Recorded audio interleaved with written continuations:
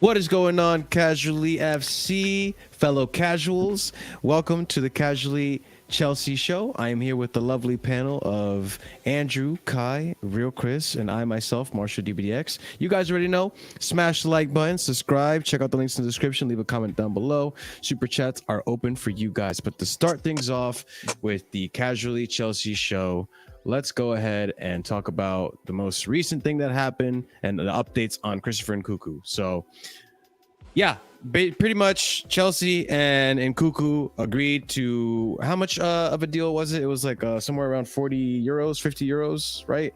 Somewhere along those lines. No. Nothing's been agreed yet. There was a 6 million buyout clause inserted in summer 2023. There's reports that they want to pay above that to ward off anything else, but there's no actual set price. This is not official with the Chelsea. Chelsea have not made this official whatsoever. This is just reports coming out, and it was early last week, and nothing since then. Since about Tuesday. So we wait and see.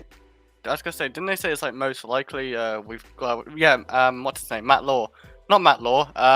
Fabrizio said that it's most likely, and they were still in discussions about paying more than a 60 million buyout clause, which is was activated in next summer of 2023. Yeah. That's why he signed a 2-year extension. But they want to pay more to ward off others. So you might see it agreed in the January transfer window for him to come in the summer. That might be the deal, but nothing has been officially agreed yet. They're still talking. So. Okay, so and if I understand correctly, Chelsea offered more than the release clause, but less than his actual value, right? He has he's got official 60 million buyout clause for summer 2023. Yeah. The reports are that we want to offer more than that, ward off others, and to get him signed and done. So that's why you might see it done in January. Okay. Announced in January that's what I'm guessing. Announced in January for the summer of 2023. So if we do come to an agreement in January, is he still allowed to talk with other clubs and like sign with other clubs, or then it's official, it's wrapped? If we announce him in January and he's signed on, then he'll be ours. So okay. It'll be like it'd be like a sort of a let me see that sort of like a Ziyech thing. A couple of years ago, and we signed him, and it was announced in February or something like that. In the summer, though. Yeah. But I swear he said that he's gonna come in the summer, right? Like he's not gonna come now. Yeah. No, he's not gonna come. No, it won't be in January. Yeah, it would make sense that it's in the summer. The other thing too is we're also still in talks with trying to get Guardiola. I don't know if there's been any advancements on the whole Guardiola situation, if we've offered him a contract or whatnot, a deal.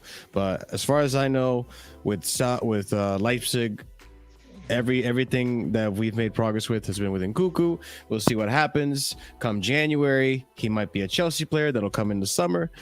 We'll see. But for now, it's just all rumor speculation. He did his medical, all that stuff is true and all that, but still no official Nkunku stuff yet. But it's looking like it's gonna happen. And if it does happen, I think Kai, you said that you do want him, right? He's pretty. Oh man, I love Nkunku. In your opinion, for Nkunku me, and Leao, would be really good if we got him. Chelsea can land both on Nkunku and Leao. I think we'll have a really deadly attack. And I'm happy the club are actually going for attackers, because if you listen to the football experts on Spaces on Twitter, man, you would assume that all we need is one midfielder, man, and it unlocks everything. Like we just become like Super Saiyans. All our attackers become Super Saiyans, and basically become much better players if we just get that one DM, which is not the case, obviously, or logically. So Nkunku would be great for us. He can play like any position of the three. He's good on the counter. People were saying he's like Werner. He's nothing like Werner. He's so much better technically, like both with the ball and off the ball, and like the way this guy shoots and finishes, like he is the real deal, man. I'm actually excited for him, and if we can get him signed up, I would be over the moon, Yeah, and I mean, I'd be excited too, because we are going to need more options. I don't know what's going to be happening to Pulisic, if he's going to perform. Ziyech is already out the door, so and we don't know what's going to happen with Callum, how he's going to do when he comes back, or even, to be honest, I'm not going to lie to you guys, I've been checked out on all of our players that aren't Chelsea. I don't know what Callum's been up to. I don't know if he's been doing good or bad or just mediocre. It is what it is. But if he can't do well in Bundesliga, I don't see a future for him at Chelsea. I mean, if he becomes a great, generational talent, whatever the fuck everyone wants to hype him up for, good for him. He's just not going to be at Chelsea. We can't be patient and waiting for him for forever. But the other thing, this is an interesting view that I thought of, and I want to see if you guys agree. I know we're going for this like Man City build, right? Where we have multiple different clubs in multiple areas. But unlike Man City, it almost seems like we're treating Chelsea kind of how like Real Madrid treat, their club, where they buy all these superstars and money isn't an issue. Whereas Man City, they seem more tame. They're very specific on what they spend on and what they spend big money on. So for example, this season they got Haaland and they got the youngster too in the summer transfer window. But I think that's not fair. I think that's unfair because City already had a very good team and they just need to add a few additions. Our squad is extremely the opposite. Like we are very light on quality. We had a lot of quantity but not quality. But if you look at City, City still go after those superstars. Like Grealish wasn't unknown. What's his name? Haaland wasn't unknown. De Bruyne at this time was one of the best players in the Bundesliga. They just have a better structure than we do. And hopefully with the new director of football we're going to sign, the new technical director we're going to look better. And I see us like linked up to less of superstars, still superstars, but not like superstars. And we are trying to build the team. Yeah, so I am hopeful, but do you I don't see think like a we're little much bit why different I'm than City right now we're doing, man. Yeah. Do you see what I mean though with that Real Madrid kind of format of buying players? Like even though they have a good team every year, they still buy like loads of superstars every transfer window. I mean, this season, if it wasn't for that outrageous offer that Mbappe got, they would have gotten Mbappe. They would have gotten Tchouaméni. But that improves their team. I don't think a lot of our fans realize how bad our attackers are, man. Like the club is literally wants a whole revamp of attack. Because of the way that Marina and whatever his name is, I forgot his name, man. Bruce Buck and all these guys. Bruce Buck. The way that they run the club before. So I think that we have Lukaku in our books. We have all these guys in our book now. Not Mount. What's his name? Werner. We have a lot of players on our book who simply are not, who don't have the quality for Chelsea or don't fit Chelsea, or don't want to be here. Therefore, we have to kind of revamp our attack, because we do need a. So I do understand why the club want to spend a lot of money, and the profile of players they're signing, 22-year-old, 23-year-old, 24-year-olds, who are close to their peak, but they're not in the peak yet. They can be good for another 6-7 years. So it does make sense. I think maybe a bit confused that we're trying to be like more like a Man City in terms of that. While they do spend money, they don't spend it on a quantity of players every summer, because what they've done is they've built a squad where they can afford to let the likes of Gabriel Jesus and Sterling go, because they know they have like a Haaland and an Alvarez and a Jack Grealish and stuff like that. I think that's what you do. You build up a good squad that when it's time to take people out and put people in, you're only focusing on 1, 2, 3 players a summer, something like that, and bringing them out and moving them instead of like having to do 6, 7, 8, getting out and then having to put them in like we've had to do this summer, a lot of the last few summers. So I think that's what maybe much meant about like we're gonna look into how Man City run because of the infrastructure. Because you're right, they've been set up since 2015 before Pep arrived. That's true. They had the Barcelona people already in. They bought players that Pep wanted in Sterling and De Bruyne before it came in. I think that's what we are trying. We are thankfully at last trying to actually do and actually put something in where you're right, Kai. We're not going to buy that. We're not going to look for the biggest names. We're going to look for the right players for the actual squad, so that and then make them into big players. Do you know what I mean? So hopefully they have all their greatness with us. That's what. Instead of going for the big name, we go for the right player. Stuff like that. And if I remember correctly, when Man City did get taken over, by Sheikh Mansour all those years back. They were buying. Now that I think about it, now we had this discussion. They were buying a lot of players at the time. Like I remember that one transfer window, they got Robinho, Benayoun. Who else did they get? They got all types of players. They got Benayoun, right? Am I making this up? They never signed Benayoun. No, Who Benayoun, bro? We signed Benayoun and he was shit, bro. Signed Benayoun, yeah. They got Ray Phillips off of us. I remember that too, and he ended up playing really well. We signed him off of them. So. Yeah, and then he ended up performing for them. But yeah, they had a mad transfer window back then too. Yeah, I remember Robinho was a big signing for them. They did what we did and bought players. Bought a big bunch of players in the early years.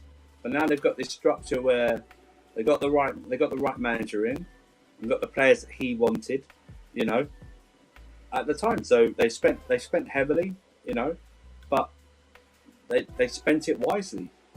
Overall, I mean, I can't think of any. There's very rare duds. Maybe in Guardiola's maybe first two seasons, maybe first season probably is the only one. He rectified that straight away.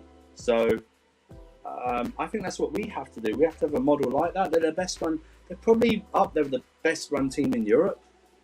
I mean, maybe them and Bayern are the best run team overall in Europe. Do you know what I mean? So. I just think it's good that we're trying to do that model. It's what, and people say, oh yeah, well it's the Americans coming in. This is what football structures are supposed to look like. That's why they're successful.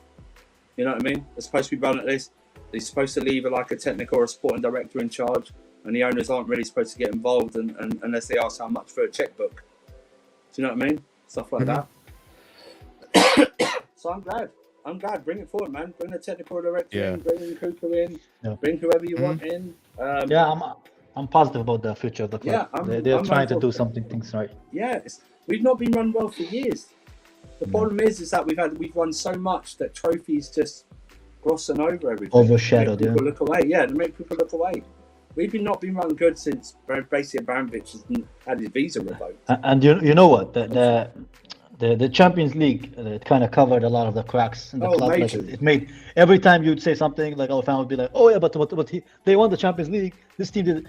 First of all, we won the Champions League because our defense was impeccable at that time. That was such a good defense. I think we conceded the least in the Champions League history. But you know what we didn't do? We didn't score the most in the Champions League history.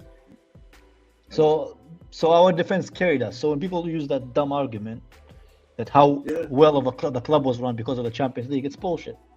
Yeah, so I think the club now is it's in good hands. Bowley seem to want to take the club forward, like with their marketing and stuff. And there is one, I think it was on Forbes, a really good video if you guys like finance and you wanna. It's about it came the Chelsea advisor for the Chelsea advisor for Bowley, and he was talking about the plans for the club, how they want to kind of improve like the club going forward, those marketing wise. How they want the finances to be, how they want the environment to be. So it's really interesting like what these guys are trying and planning. It's crazy, man. Apparently, it's only rumor, and you have to take a pinch of salt that they're lining up, if not the biggest, one of the biggest shirt sponsors deals you're ever going to see. The free sponsorship in its last season. We're going to be done with them. We're going to be done with them because they left us in the trenches to die. Okay, we're going to be done with them. Okay, apparently they're lining up. The sponsorships are all that. They're lining up huge sponsorship deals. They got already that whale fin deal, the shirt, the sleeve sponsor.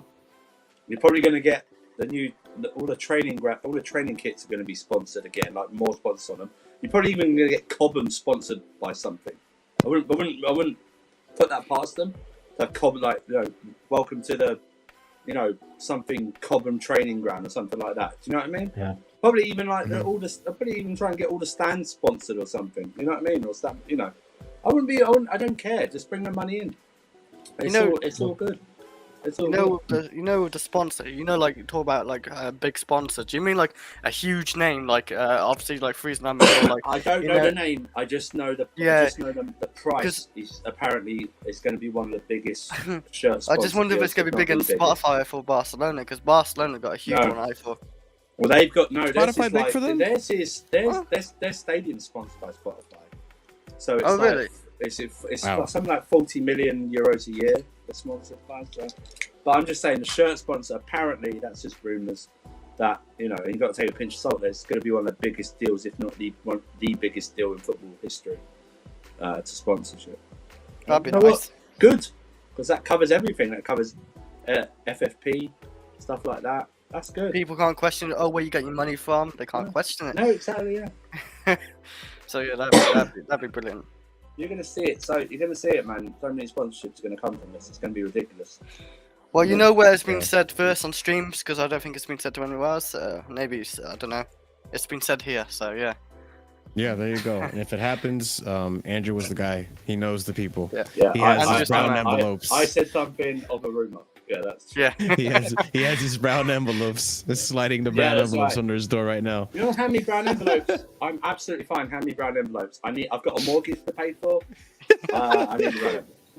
He needs a new iPad, all that stuff. Yeah. I need a laptop. Something I get off the iPad. All types so I of get things. A proper camera, a microphone. Yeah, that's fine. Give me all the brown envelopes you want. I'm absolutely fine. Oh my goodness. Well, speaking of brown envelopes, we do have finally long overdue. I don't know much about the fella, but we have Christopher. All these Christophers, man. Wait. How is that a brown envelope, though? How is that related to a brown envelope, bro? I don't know. News, journalism. I don't know. It relates somehow. You've been watching Johnny too much, man. He's literally German. I I don't watch think Johnny he's at the all. least brown envelope, man. Yeah, you've been watching Johnny every night. Every night you've been watching Johnny. The red, yellow, and black envelope. The Christopher Vivell, new technical director. It's a great name. Yeah, he's a very good director as well. I guess. Is he? That's I my mean, I name, don't so really I'm know. not He's sure. from. Wait. I'm sorry. He's not from Leipzig. He's from. No, he is from Leipzig, right?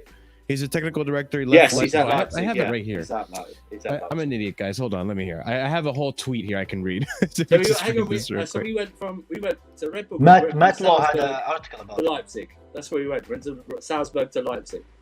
It was there. I'm sorry. I was in the right general area, ladies and gents. But here we go. Matt Law reporting here. Christopher Vivell will join Chelsea as technical director after he left Red Bull Leipzig, where he was employed in the same role. Club met with him again this week, and this was the 7th, 2 days ago. So yeah, we have a technical director now. I don't know much about Vivell. I'm hoping maybe one of you guys could maybe inform me.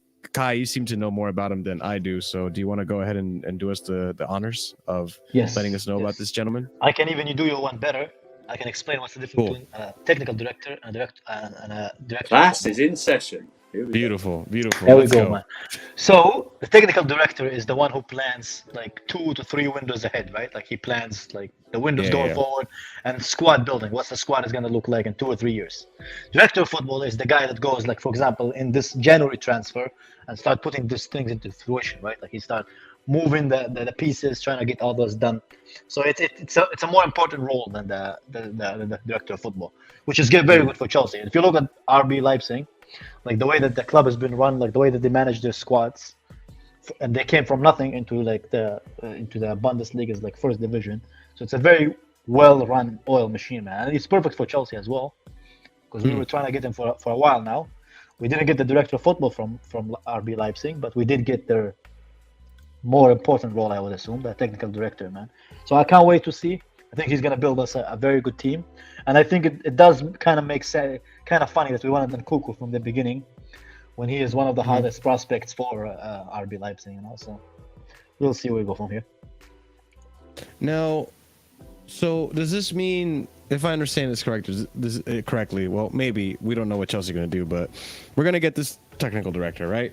Does that also mean that we're probably still in the market for a sporting director to do more upfront?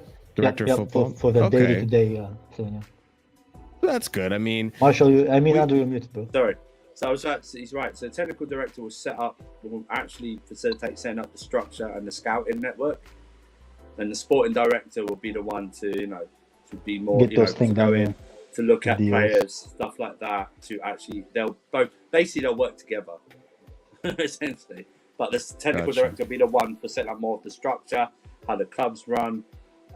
Scouting networks, so hopefully a few scouts get fired so that are already there, but actually set up a proper network, stuff like that, and have the sporting director, and the sporting director will then be the one to look at like player reports from the scouts, actually maybe go to matches to scout himself or herself, and then probably they're the one who then spends the most time with the manager, working out of which players or player profiles, not just the men's team but the women's team and the academy as well.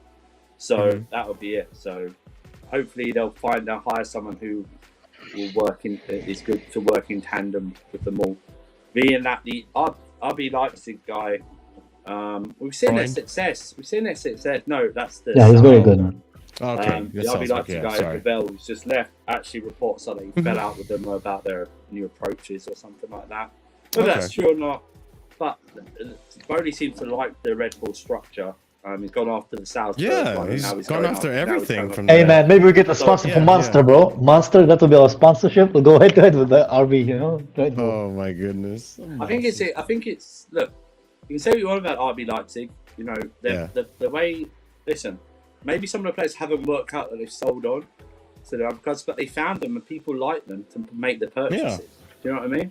And they've always got a good scouting network there. So remember, the reports are that the Salzburg guy, Freund, we wanted to not only bring him over but like loads of people over. Yeah. So I don't know. It's all good to see how it goes, man. I'm just excited that we have structure finally. That's what I'm excited about. Yeah. I saw a report today. That we're still not giving up on Michael Edwards. So I would love Michael Edwards as well. There was also a report yesterday that Bowley is okay still being like handling the transfer things through the January window. Yeah, I saw that. I don't think he has much of a choice though. That might tie in because remember Edwards wanted to come back like summer 2023, so that might work out into effect. So we'll see how it goes. Yeah, but like what Kai said, I am liking that we're having a structure, and on to your point too. Even if these players don't work out, because not everyone that went to Leipzig or Salzburg worked out, a lot of these players like Nketiah, Mane, Upamecano, No, I thought it was Nketiah. Nketiah's the Arsenal guy. Eddie Nketiah's the Arsenal guy. Oh, Keita. Yeah, Keita. Yeah, thank you. Sorry. There's similar enunciations there. Keita and all these players, although they didn't really work out for the respective teams that are currently at right now, they still fetch for a popular price. They're still very high in demand players. And even if some players here at Chelsea don't work out, some of these players that we get through the director, I'm sure because of the name and the reputation, they can sell for a high price and we still, fend them off and still save face to a certain extent. So I think what they also got to realize is that the guys coming into Chelsea is from the guy coming from RB Leipzig. It's a different approach than it is a different approach in Chelsea, where Chelsea is basically we see ourselves as the end. That's where you get to. Do you know what I mean? Mm-hmm. But Leipzig always knew that, like Dortmund, their players are going to get picked off by either Bayern Munich or other European clubs. But for us, while every club is a selling club, we're only going to sell people who we do not want, or we're going to ask for an astronomical fee for, like that. Mm-hmm. So that's what we are. So the RB Leipzig guy coming in is going to know that it's a lot different than Leipzig in terms of he doesn't have to fear whoever. He can actually go out, and actually plan for years ahead.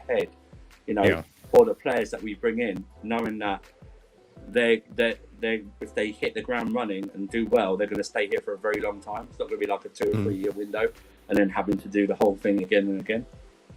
And the other exciting thing about it too is that didn't Potter also bring his recruitment team with him to Chelsea? Yeah, no, he bought these. Head of recruitment, Morley or something like that. So seeing how they work together, and we've seen some of the players that Brighton have brought over with Trossard. Oh my God, I'm drawing a blank on all these players. Trossard, Caicedo, Basuma. Thank you. Stuff like that. Yeah, so it's exciting to see, and some of these players are like very, very like highly touted right now. I know everyone's talking about Trossard and how he's doing in the Prem. I know here on the channel we talked about it last week. We're still a little skeptical, but regardless, it is exciting to see the prospects that they're bringing in. But that's what we need to do. We need to find our own versions of those players. We don't need to always find a big name. We need to find the best player and turn them into a big name and keep them as a big name, which we should do.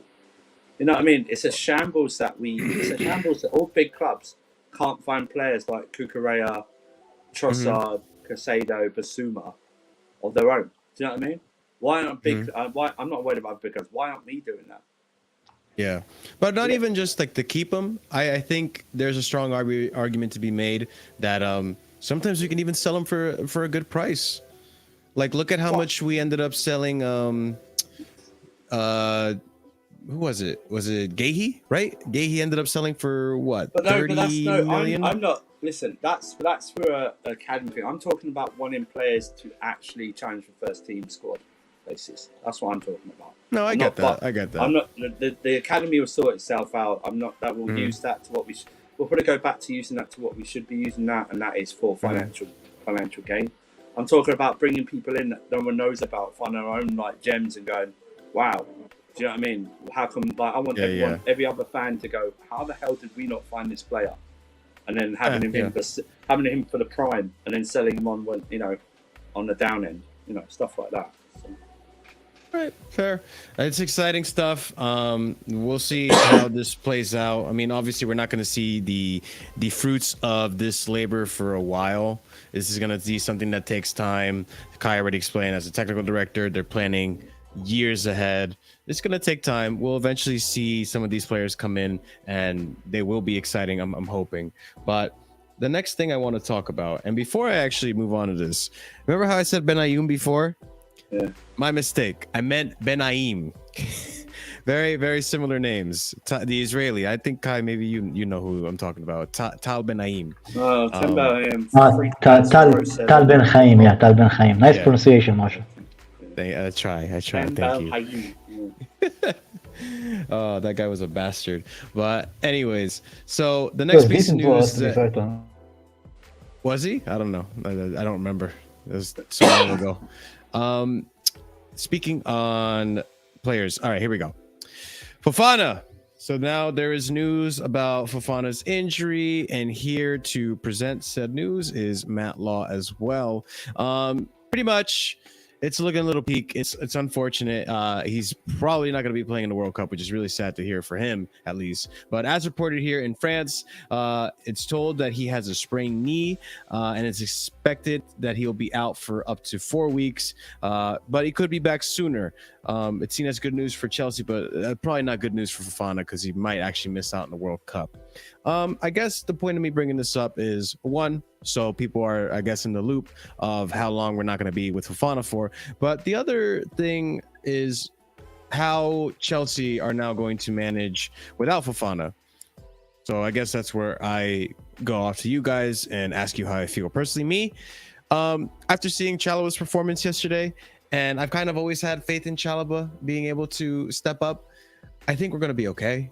I don't think we have much to worry about. I think the reason for us to bring in Fofana was so that we didn't have to heavily rely on Chalobah playing as a right of center back in a 3 or as a center back pairing and the 4 in the back. Also to not have to rely on putting Reece James in that position, because I feel like Reece James is just a lot more useful as a right back or a right wing back. So I guess it was good that we bought Fofana in the sense that he served us really well while he was playing, and now that he's injured, we have a backup. Whereas without Fofana, we'd be probably playing Aspie, and it'd be very questionable. So, how do you guys feel about the whole Fofana thing? I think Fofana was probably one of our best signings. If you watched how his recovery was in the last few games that he played for us, I think it was even despite the price, because people are very I wasn't really a big I didn't really want him when compared to Koundé, but I seeing how Koundé ended up for Barcelona and how Fofana ended up for us. I think Fofana was a smart move from the club. Chalobah, I'm not the biggest fan of Chalobah, but for the 2-3 weeks, I think he's a decent player as a backup. I don't mind him, especially with the teams we're gonna play. We're gonna play pretty easy teams, so we'll be fine. Okay, though. There you go. Proud Mickey Mount hater.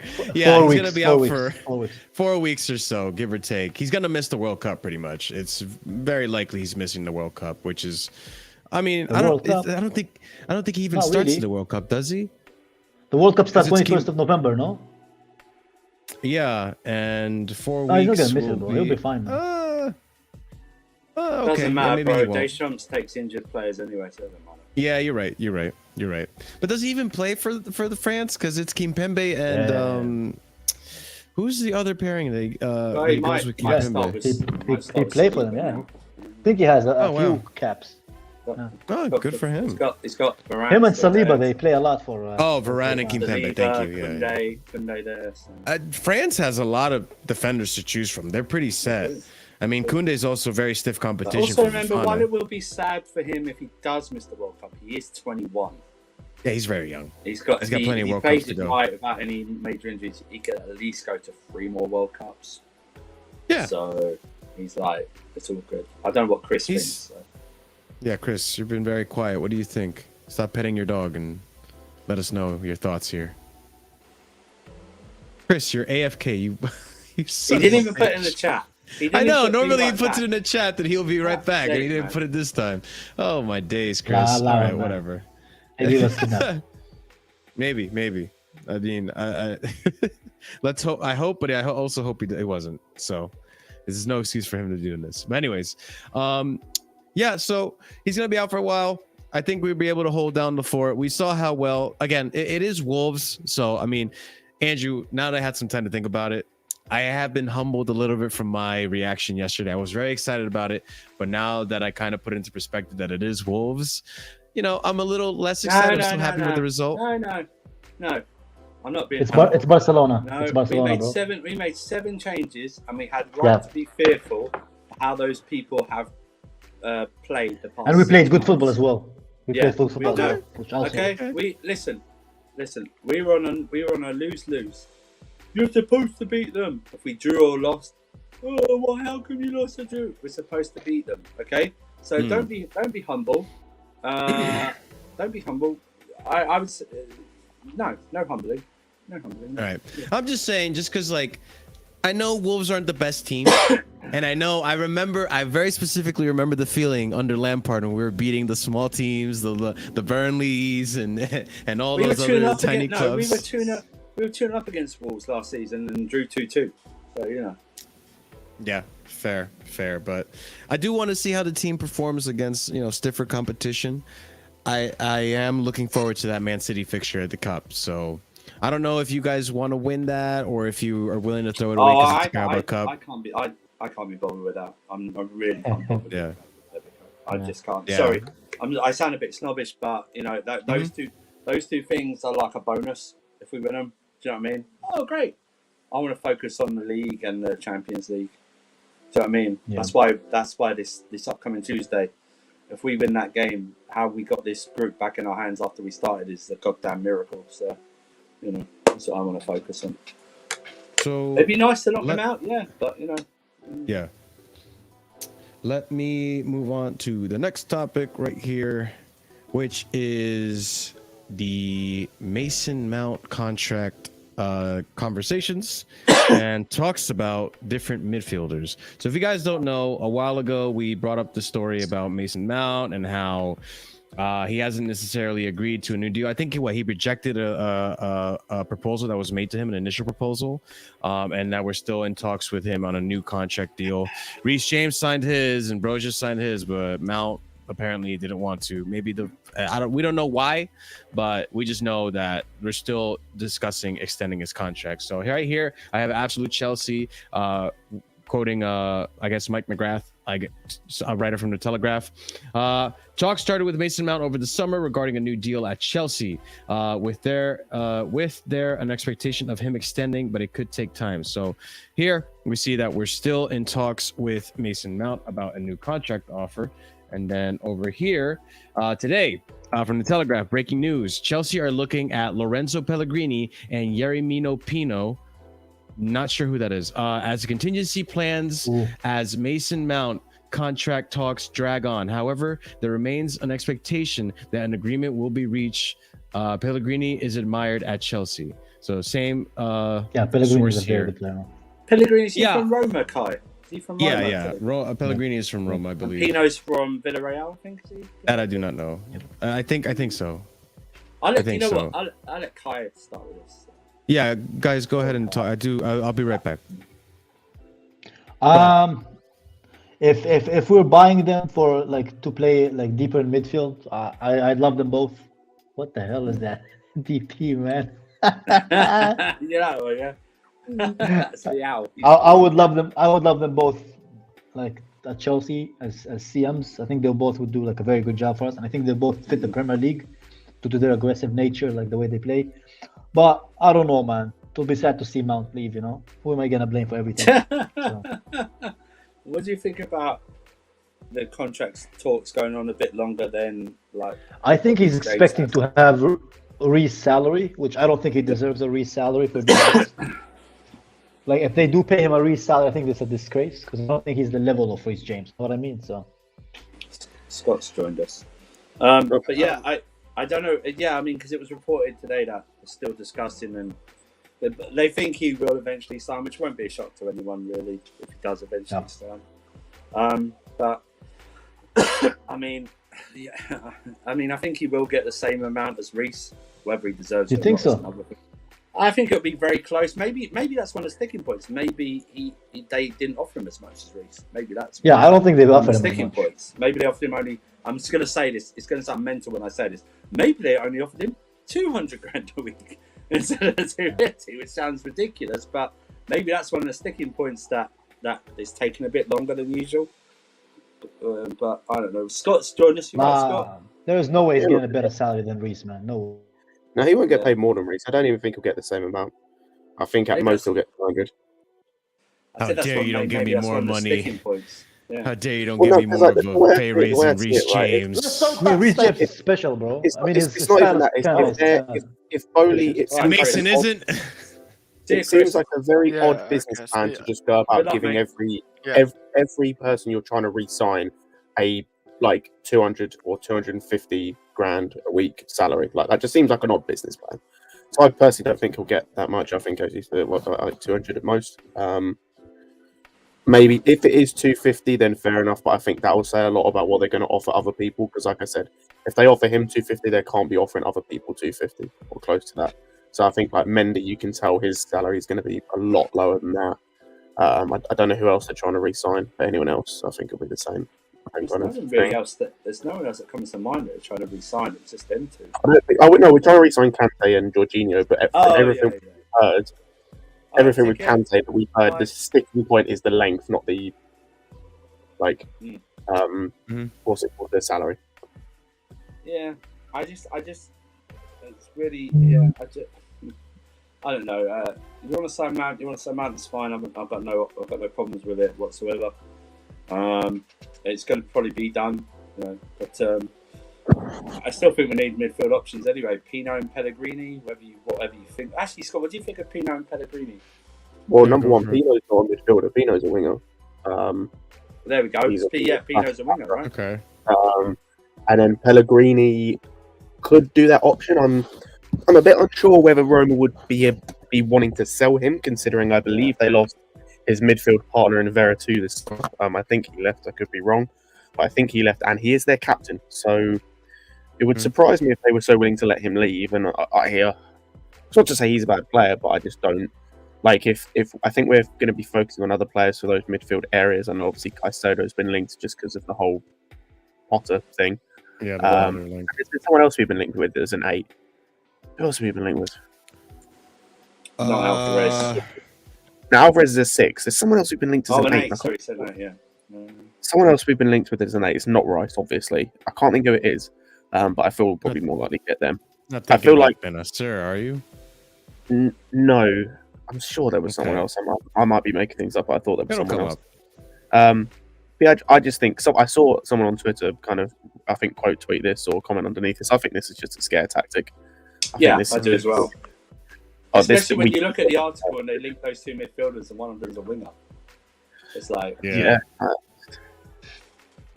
I'll be honest with you guys. I know about Pellegrini, and I've seen him play a few times, and I think he'd be like, he's not a bad midfielder. He's not anything outstanding. I think he'd be a pretty solid choice for Chelsea. I don't know what his play style would be like at the team, if this league would even fit him. But Pino, I know absolutely nothing about. I'm not going to even pretend to know anything about this gentleman. I watched zero La Liga. I think though what you will see, and depending on how Liverpool do as well. And it's already started, really. I think you'll see whether you think it's true or not, you will see the name Bellingham being linked to more and more. Jude will be linked with a lot of people. Heading towards next summer. Whether you think he fits us or not, you will see him linked. He's probably a high-profile name, obviously, linked to us. So, I think we will entertain Jude just to put our hats in the you know, or put our names in the hat, you know. But whether or not we get him, whether or not he's a fit for the team, I'm sure Potter will find a way for Bellingham if he does come to Chelsea. I think he's I think looking at the way Potter had, and I know it's only 2 or 3 games and stuff like that. But even yesterday, looking how the midfielders progressed the ball, like even though he played deeper, the way Loftus-Cheek progressed the ball, the way Gallagher was progressing the ball, even Mount was progressing the ball. That's a real trait of Bellingham's game, which Southgate suppresses a lot, and it's like playing him in a double pivot. He's not a double pivot player, and I just think him carrying the ball or dribbling is the same thing, really. You know, him doing that is one of his good traits. So I think if there's any inkling that he's willing to discuss with us, the guys will go aggressively into it. They're not intimidated by anything. Yeah. But they'll go. Like I keep saying, I think we're going to spend heavily again next summer. I think so too. Not in terms of players, but the price. I think we're going to spend again heavily next summer. I think we'll spend heavily in the winter, like for a winter window. I think we'll bring in maybe 3 players, maybe 3 or 4 players in the winter. Well, I mean, this might be a silly question, but actually it might not even be. But do you guys think that we're going to be spending heavily because we're going to be going after, you know, expensive players? Oh, shit, sorry. I'm sorry, we're going to be going. We're going to be going after expensive players, or because clubs see that we have the money to spend and that we're willing to spend maybe a little bit overs on players that normally would be a little bit on the cheaper end? A little bit of both. I think it kind of depends on if we get our sporting director in, because I think we can't really go another summer window without one, because like with the best will in the world, like who did we bring in the summer? Like I'm just trying to think of some of the players we brought in. It was Aubameyang. But yeah, just thinking of some of the players we brought in. I'm not saying that with some of the players we brought in, and I'm not saying that we didn't get good players, but the deals that we got for some players, we got fleeced a little bit, and I think that comes from, you know, Bowley being a bit what's the word? Like new, a bit inexperienced in the football game, and I don't think we can afford that again. Because like the Fofana deal, like he's been good for us, and I'm glad we got him. But if you look at that deal, we got fleeced a little bit. Like we got fleeced a little bit for like we ended up costing, and I don't think that if we have someone like an Edward or whoever else in, I can't think of other directors that we might be getting. I don't think that happens. So I think it kind of depends if we get a sporting director. I can see us spending big on the old player. I don't think we're getting Bellingham for 130 million or whatever he's quoted as. But I could see us going and getting, you know, an Nkunku for more than 60 million or 50 million, whatever his release clause is, because we want to get him now, or as soon as possible. So I could see us overspending a bit for him for that reason. Yeah, I wouldn't be surprised. Touched on Scott's point about overspending on Nkunku. If we do the same for Gavadro as well, because of like how low his release clauses as well. So that whole thing that no one spoke about, like that I've seen in terms of Chelsea Twitter or on YouTube or anything. That whole thing's a mess from Leipzig side. How do you turn down or not agree a bid of like, what was it, 90 mil or 80 mil, and where you get to keep him for a year anyway on loan? And then you give him a new contract where he now has a release clause of basically half that. How that the business sense from that is wild. Well, that's like Scott, that's like the Nkunku thing. I did the same with Nkunku if you look at it, because they inserted a 60 million. Whether you think he's worth that or a bit more, I think he's on the mark in nowadays transfer window. I think he's worth more than 60 million the way he does that. But that's what players are. You know what?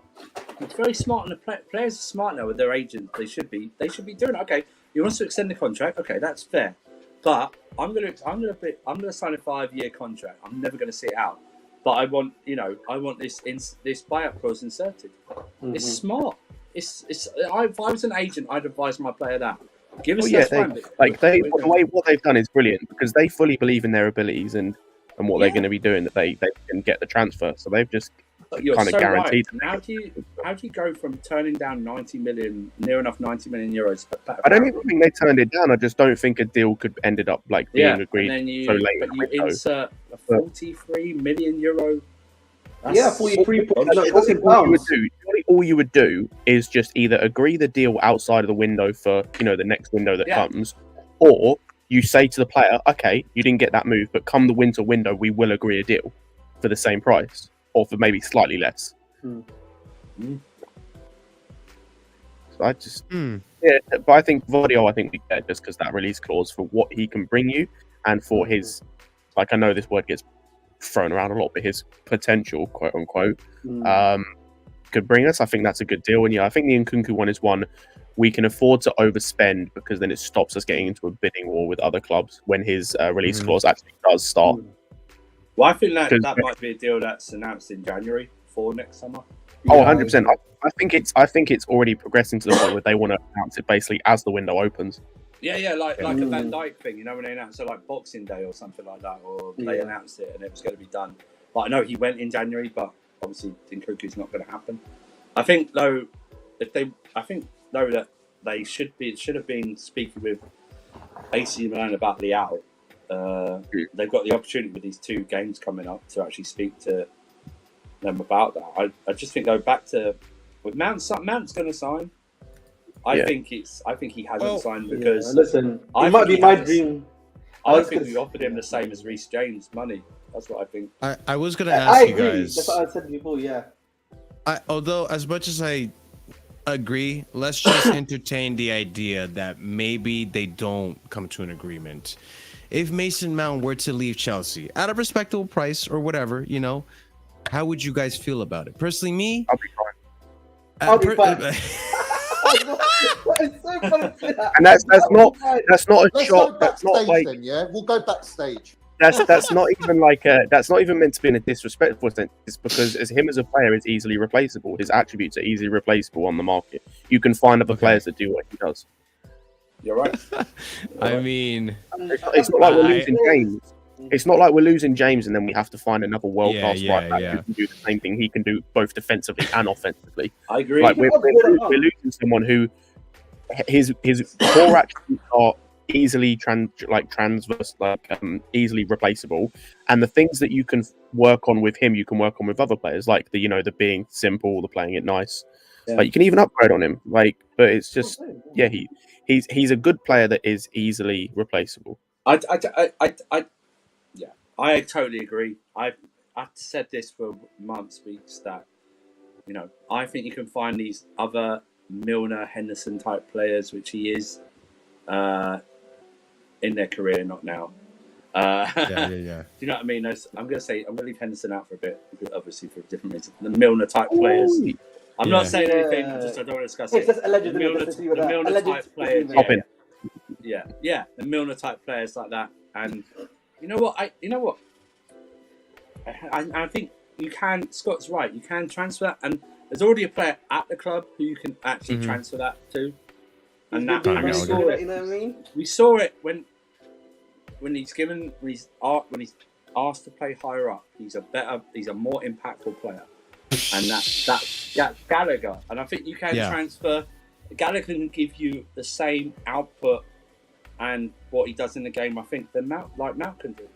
That's not a disservice to Mount. He's just not. It's just not. He's a good player. He's a good player. Yeah, he's a good player. He's a good player. Even if you want to look further back than that, and you say look at the 2 guys who brought in the summer. Cassidy and Carney. Like Cassidy, we haven't seen anything of in the first team, but from everything the few clips I've seen, technically speaking, he looks to be much better than Mount is, on a technical level. And then it's maybe just teaching him the kind of off-ball stuff you need him to do that Mount does really well. And then with Carney, again from the limited bits that I've seen of him, again he's got certain attributes where you could probably teach him the off the ball stuff, and that will come quite naturally to him. And then he's got the frame where he can almost be like a Loftus-Cheek, or I've said this, and I'm not saying he can get anywhere near this level, but even to a close to how a Pogba was, maybe, like where you can use your frame and your body quite well. And technically, again, he looks to be just a bit better on a technical level than some of these like Mount, say for example, even Gallagher. Like, so we've got in-house replacements to replace him if need be, and we've got players like, if you go and look, if you want like a ready-made replacement in terms of who can play that 8/10, does the pressing and everything, and is technical, Pablo Fornals is literally across the fucking across the city in London. Like, he does all the pressing stuff. Go and look at his like pressing like statistics; they're all really good.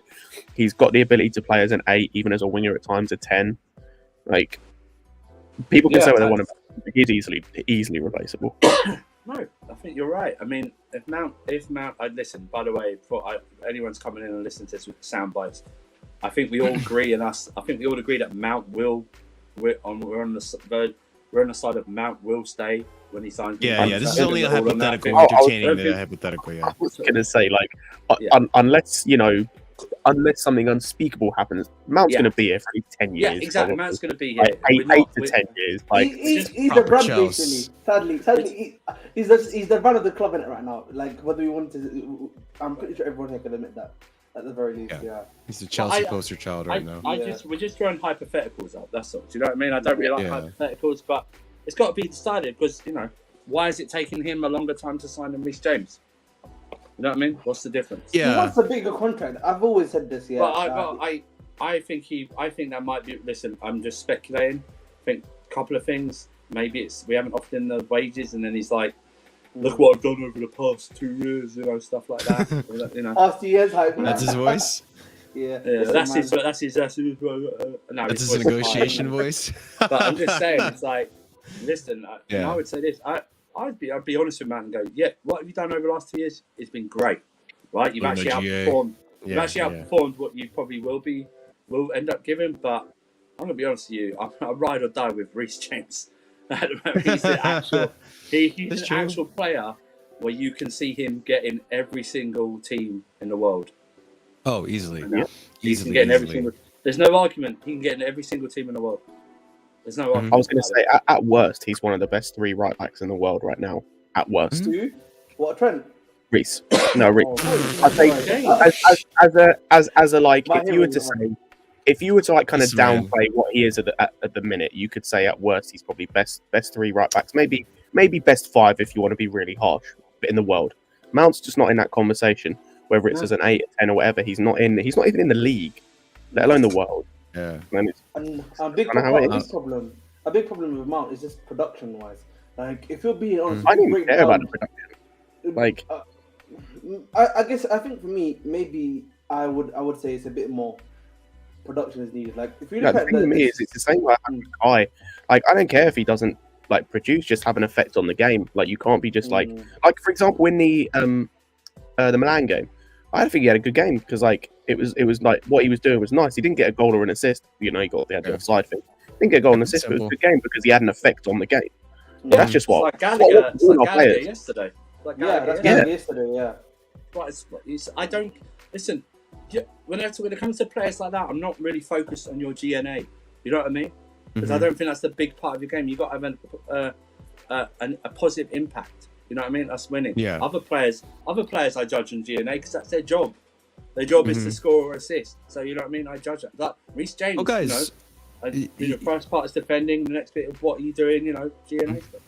And guys, we've had this discussion before with Kovacic. If you remember, everyone was complaining how Kovacic didn't have enough output, no GNA. But the thing is, like, Kovacic, that was never his game. He was always effective in keeping the ball, retaining possession, moving the ball forward. Yeah, he didn't get many assists or anything or many goals. He's not Lampard, but this idea of like every player has to have, like, every player in the midfield has to, in order for them to be good, they have to have goals and assists.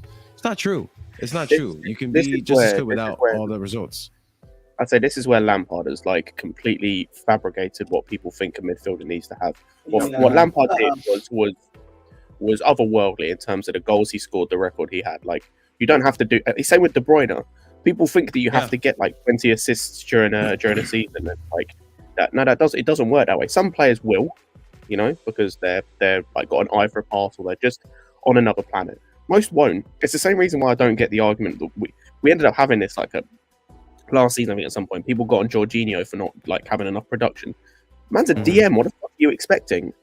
Like, are you expecting him to create everything? And like, are you expecting him to literally be the complete midfielder, create everything, defend be perfect defensively, just be all over the pitch? That doesn't happen. And that's on your point, When Scott, last time you because saw a midfielder they're comparing him with Cesc Fabregas, pretty much. That's going to your point about like there's these particular players. There's the Bruynes, the Salahs, the Lampards, the Fabregas. They're like such unique players that like everyone wants to hold everyone else to the same standard, whereas every player, they play differently. They just play differently. Some players just really good in certain types of playing. 100%, but it's like people forget with Fabregas though. He started as a 10. He started off being creative. Like he started off being a creative presence in that Arsenal team. Even when he was playing for Spain, he was playing as a false 9. He was a creative presence, and he was a presence in the box. So when he moved back to DM, he was always going to be a creative presence because he already had it anyway.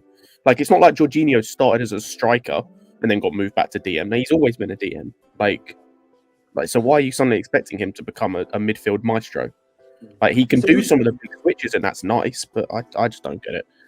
Like I was just gonna quickly add to your point, Scott. Look at Reece James. Reece James, I think, started as a striker. If I'm not mistaken. that's why the way he strikes the ball is so clean, and that must very be much a striker. The way he strikes is clean. Yeah, man. He's clean. He's just too good. But I just think, maybe the GNA thing, I think for me, maybe with Mark, I might be a bit wrong. I can hold my hands up on that one. But I think in general, it's interesting, obviously, now with the Mount contract. Havertz I don't know what's going on with him, because it seems that from what we're hearing that the club's eyeing him at the end of next season. So I don't know if is the club planning to like sell him next summer? Or are they planning to do some contract negotiations with him next summer? Because that's the big question as well. Because if you're going to bring in Nkunku, for example, and you're trying to bring in Leao, are you planning to take? Someone has to lose their place in the squad. So yeah. I mean, I think part of it too is that I think we do have to take into consideration that Ziyech and maybe Pulisic. Hey, mods, do your job. Pulisic might be getting pushed out of this club, right?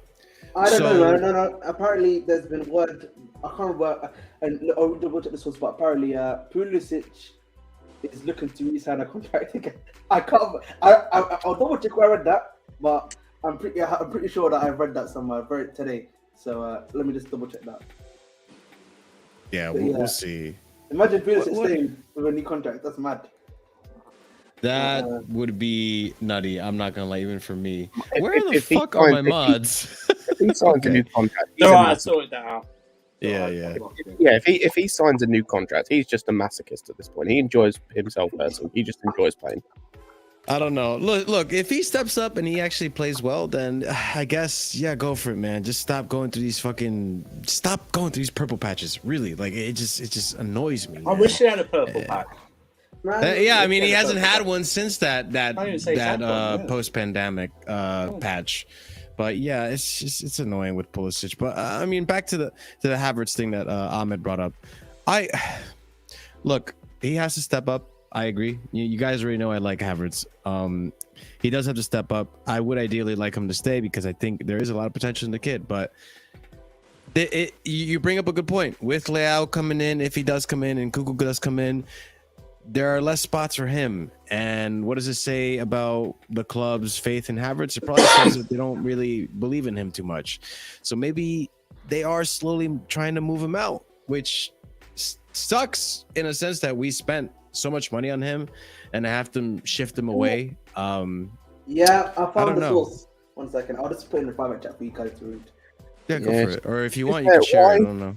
What I kind of like in a way is the fact that we're not really stuck with any of these guys. It looks to me to be that Bar, and I'm not including Mount in this because I don't really see him as an attacker anymore in this system with Potter, is Bar, Sterling and Brozier.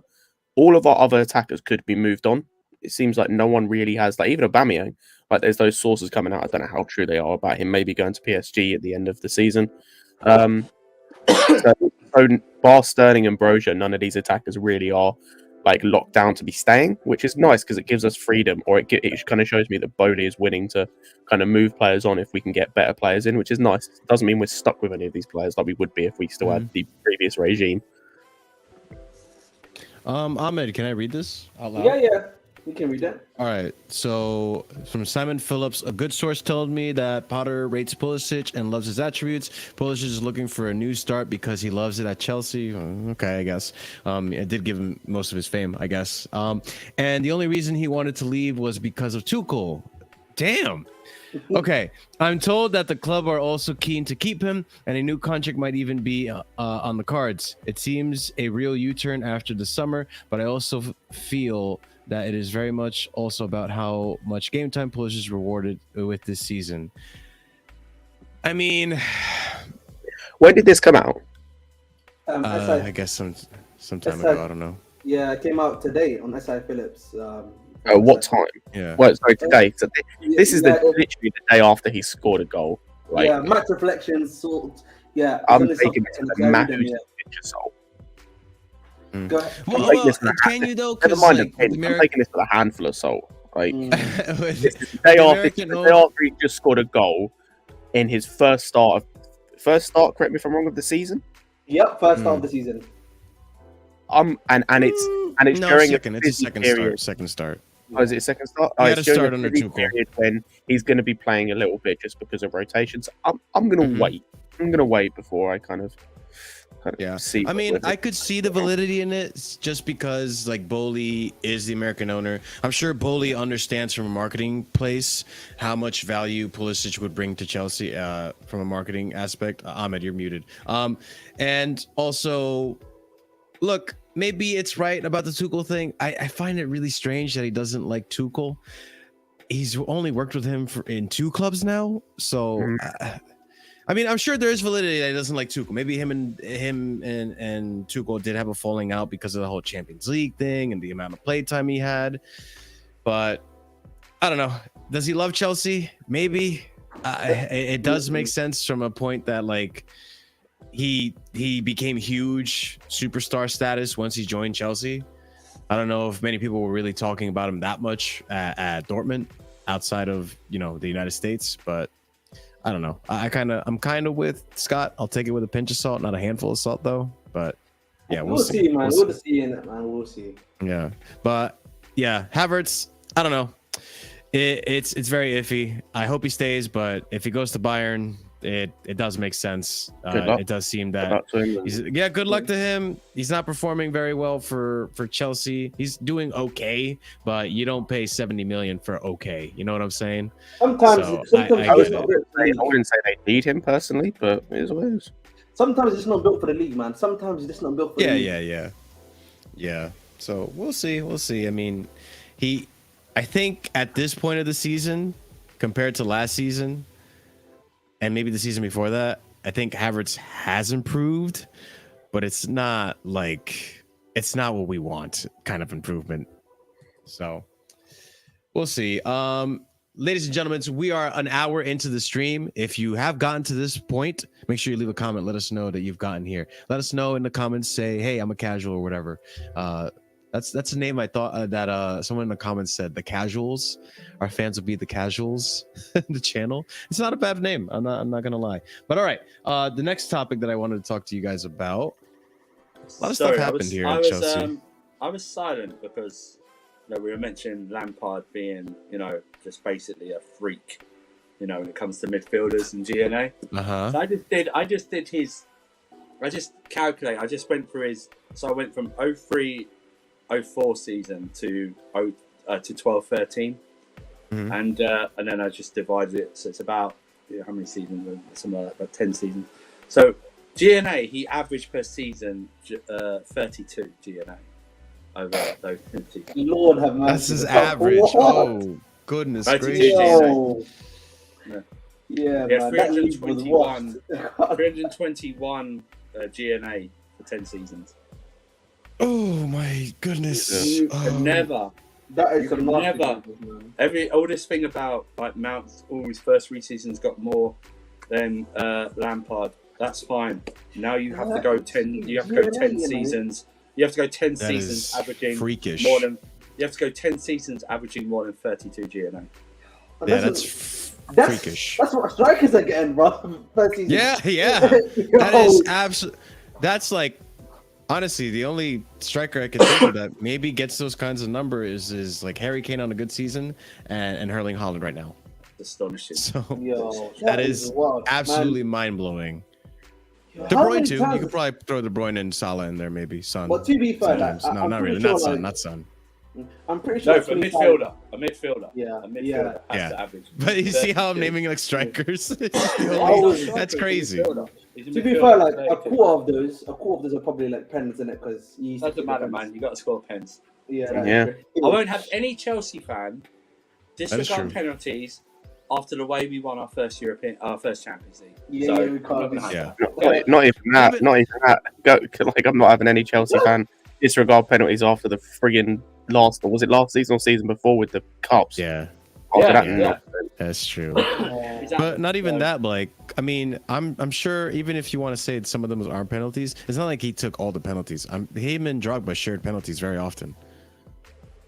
Right? Yeah, well, I'm not making that up. even Right? that- Yeah, that- I'm pretty sure they Even did. if you were to take out, I don't think it was every season. It wasn't a large amount of penalties. It's probably like 6 or 7 at most. Well, right, maybe This is before 6. VAR. Yeah. It's Yeah. for VAR. Yeah, it's for VAR. Yeah. This is before like hard tackles weren't pens. You know, this is when the Yeah. hard tackle was nothing. That's what I you know? mean, yeah. Yeah, Or the so- stupid handball rule.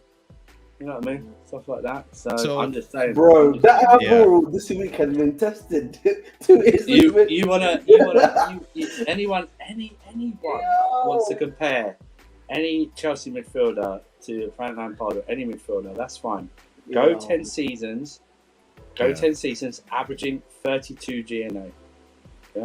You know what is Yeah, I crazy? think- Lampard wasn't even. Go 10 seasons averaging that number of goals and assists while playing in 3 different positions, Yes. Uh, yeah. And it playing wasn't as even a either a cam. 6, an 8, or a 10, Yeah. being a creative presence and a presence in the And box. staying Like, injury free as well.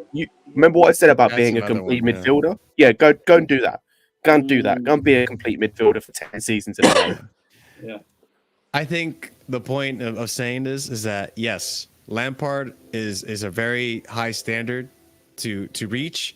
Yeah. But to a certain extent, for an average midfielder, like we're trying to compare Kovacic and Jorginho Yeah, and all these don't DMs that we bother. had, Don't bother. it's unfair. It's an unfair Unfair. standard because he is such a freaking nature. So, I mean, Yeah. that You being know, said, You can't even compare some of these midfielders to the likes Yeah. of Ballack and them, man. Never mind Lampard. Yeah. Like, no disrespect to like Ballack and like Essien course. and that. And I Yeah, love but Essien. Albany came, They're yeah. not on the level of a Lampard. And these midfielders don't even touch them. Yeah. Mhm. You know, a lot of people, they look at Goretzka's FIFA card, yeah, and the way it's like 80 everywhere. Bro, Lampard was the real 80 everywhere in his game. 85 defense, 85 dribbling, 85 everything, man. That's the real quadration we're talking about. And what makes it worse with Lampard is that he wasn't even like a cam. He was playing a centre mid, like as a 2-man midfield or like a 3-man midfield. as number 8. Yeah. So Yeah. listen, man, that's what I'm saying, it, man. Yeah. I mean, if you know, you know. All right. And if you got to see them play, good for you. So, speaking of midfielders, and we were talking shortly about DMs, let's the search for Zakaria continues. Has anyone seen him? We put the wanted posters all over London. We're trying to look for Zakaria because we can't find him anywhere. Oh my goodness. So there is some news about Zakaria, or at least some, I guess, some clarification, right, from Fabrizio on regards to what the hell is going on with Zakaria. We can't find him on the bench. You can't find him in the squad. Oh man, we looked back at Juve. We made sure he took the right flight. But here we go. Fabrizio Romano. Chelsea will go for a top midfielder next summer. The plan for Zakaria with Tuchel was to be a starter and an important player, but it's going to be discussed again because the current situation is worrying and helps nobody. And then another comment here. Chelsea wanted Frankie de Jong and Bellingham will be on the market next summer. Let's see. So this is Fabrizio Romano coming out with, I guess, clarity on the whole Zakaria situation, why he hasn't been playing and what's going on with him. I find it, I don't know if I believe Fabrizio when he says that because he's almost making it seem that Zakaria was a Tuchel signing, and that he would have started with Tuchel. But was he a Tuchel signing, Scott? Because Tuchel said we were fine in the midfield. Was, but that makes this whole situation wild. Because like, you literally, so what? We signed him on deadline day, and Tuchel was gone less than a week later. Correct me if I'm wrong. Yep, literally. Pretty much. He got a game, and then he was sacked. So, why would you sign this play guy? him in the game either. Why would you sign this guy? The thing is, I understand him not playing because he's just joined. He might have wanted him to bed him in, like give him like a week or two, and then bring him into the team. I'm more thinking from like the owner's perspective of like, why do you just it was known before the window ended and before he was sacked that you weren't going to carry on with Tuchel. Like that was from everything we've seen. That's fairly well known. Why would you make this signing then? Like, why would you just make this signing and like? I don't understand why you make the signing. There's no reason because like it's not like we didn't have midfielders because we had Gallagher who was playing, we had Carney who could come in who'd played first team football for Villa, so it's not like he's a complete new, never been tested in the Premier League. He played in the Premier League for Villa and was wanted by the likes of Dortmund and others. Like this whole signing just seems just weird and like a complete waste of time. Like he's never going to play for us. The stupidest thing as well is we signed him to play a position that he can't even play, as has been admitted by himself. Who told me this? Someone told me, and I don't know where you heard this from, but someone told me that apparently when Tuchel was still in the club, he was trying to play Zakaria as a wing back. Oh yeah, he said that. He made that statement though. He made a statement saying he could even play wing back if needed. Yeah, he said some comment that was like he could even play wing back if needed. This manager, man. I love you, Tuchel, but why do you just want to play everyone through wing back? You might as well play Kepa at wing back. Jesus Christ, I think the problem was, is like we've seen this now, yeah. I don't think at the time that he trusted Ruben Loftus-Cheek to be the right wing back cover, for example, for But he played under Tuchel and played well. Someone then, because that's the one position that and goalkeeper are the two positions the entire summer. When did we sign Slonina? Because I was going to say, apart from Slonina was one of our I first think one of the signings. first. It's either the second or the third signing. So it was I probably think around right June. wing back was the. I might be wrong with this, but right wing back, I'm pretty sure was the only position the entire window we didn't look at even once. I know Klaus was the only player we looked at. He didn't want to come because of the World Cup. Yeah, which understandable. He wasn't going to get as much game time, especially with the form we've seen recent. But then why didn't you go in for someone else? There's more than one right wing back. You had Molina who moved from Udinese to. Oh, we went for Dumfries as well. Oh yeah, that's a good point. Mickey. That would have been. Can I be honest with you? Why we didn't look at it? I'm starting to think now. The reason we didn't. I think I know what you're going to say. On another right wing back is because of Aspie re-signing. Yep. I honestly think that. Potentially. I do honestly think that.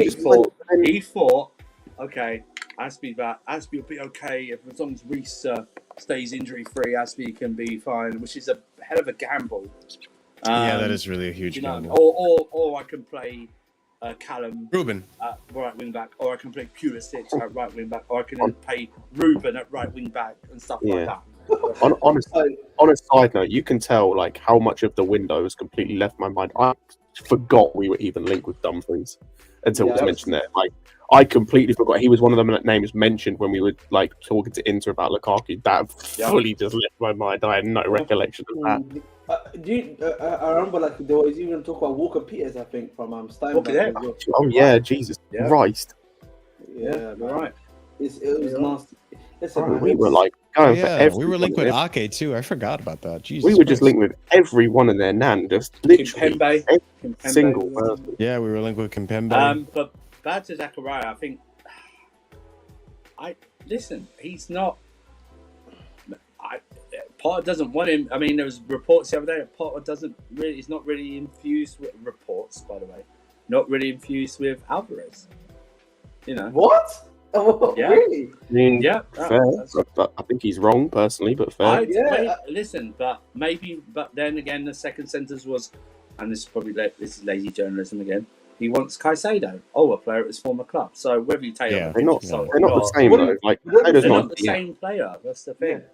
Yeah. More Caicedo's more in the mold of starting to look like more in the mold of a Zakaria himself, marauding 6/8, who likes to take the ball and carry or dribble, however you want to determine it, up there. He'd more be someone like a Mount replacement or a Kante replacement than he would a Jorghino DM replacement. Alvarez is more of a DM. He started as a centre back as well. Started as a centre back in Mexico, then moved it to DM. Yeah, and also one thing to add with not just with Caicedo, Kovacic, from what I read from Potter was like he was talking about like his knee. So we also need to take into account Kovacic is a ticking time bomb. You know, he is a You're right. ticking time bomb. I said that yesterday. He's been nursing this knee, and I've been saying this. And he's going to the World Cup.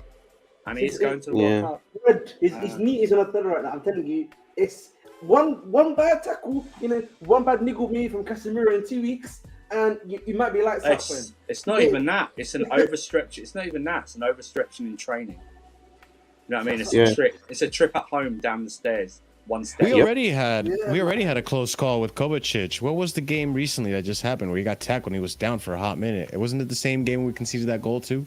Was that that's just you just yeah. Hang on a minute. Hang on, sorry.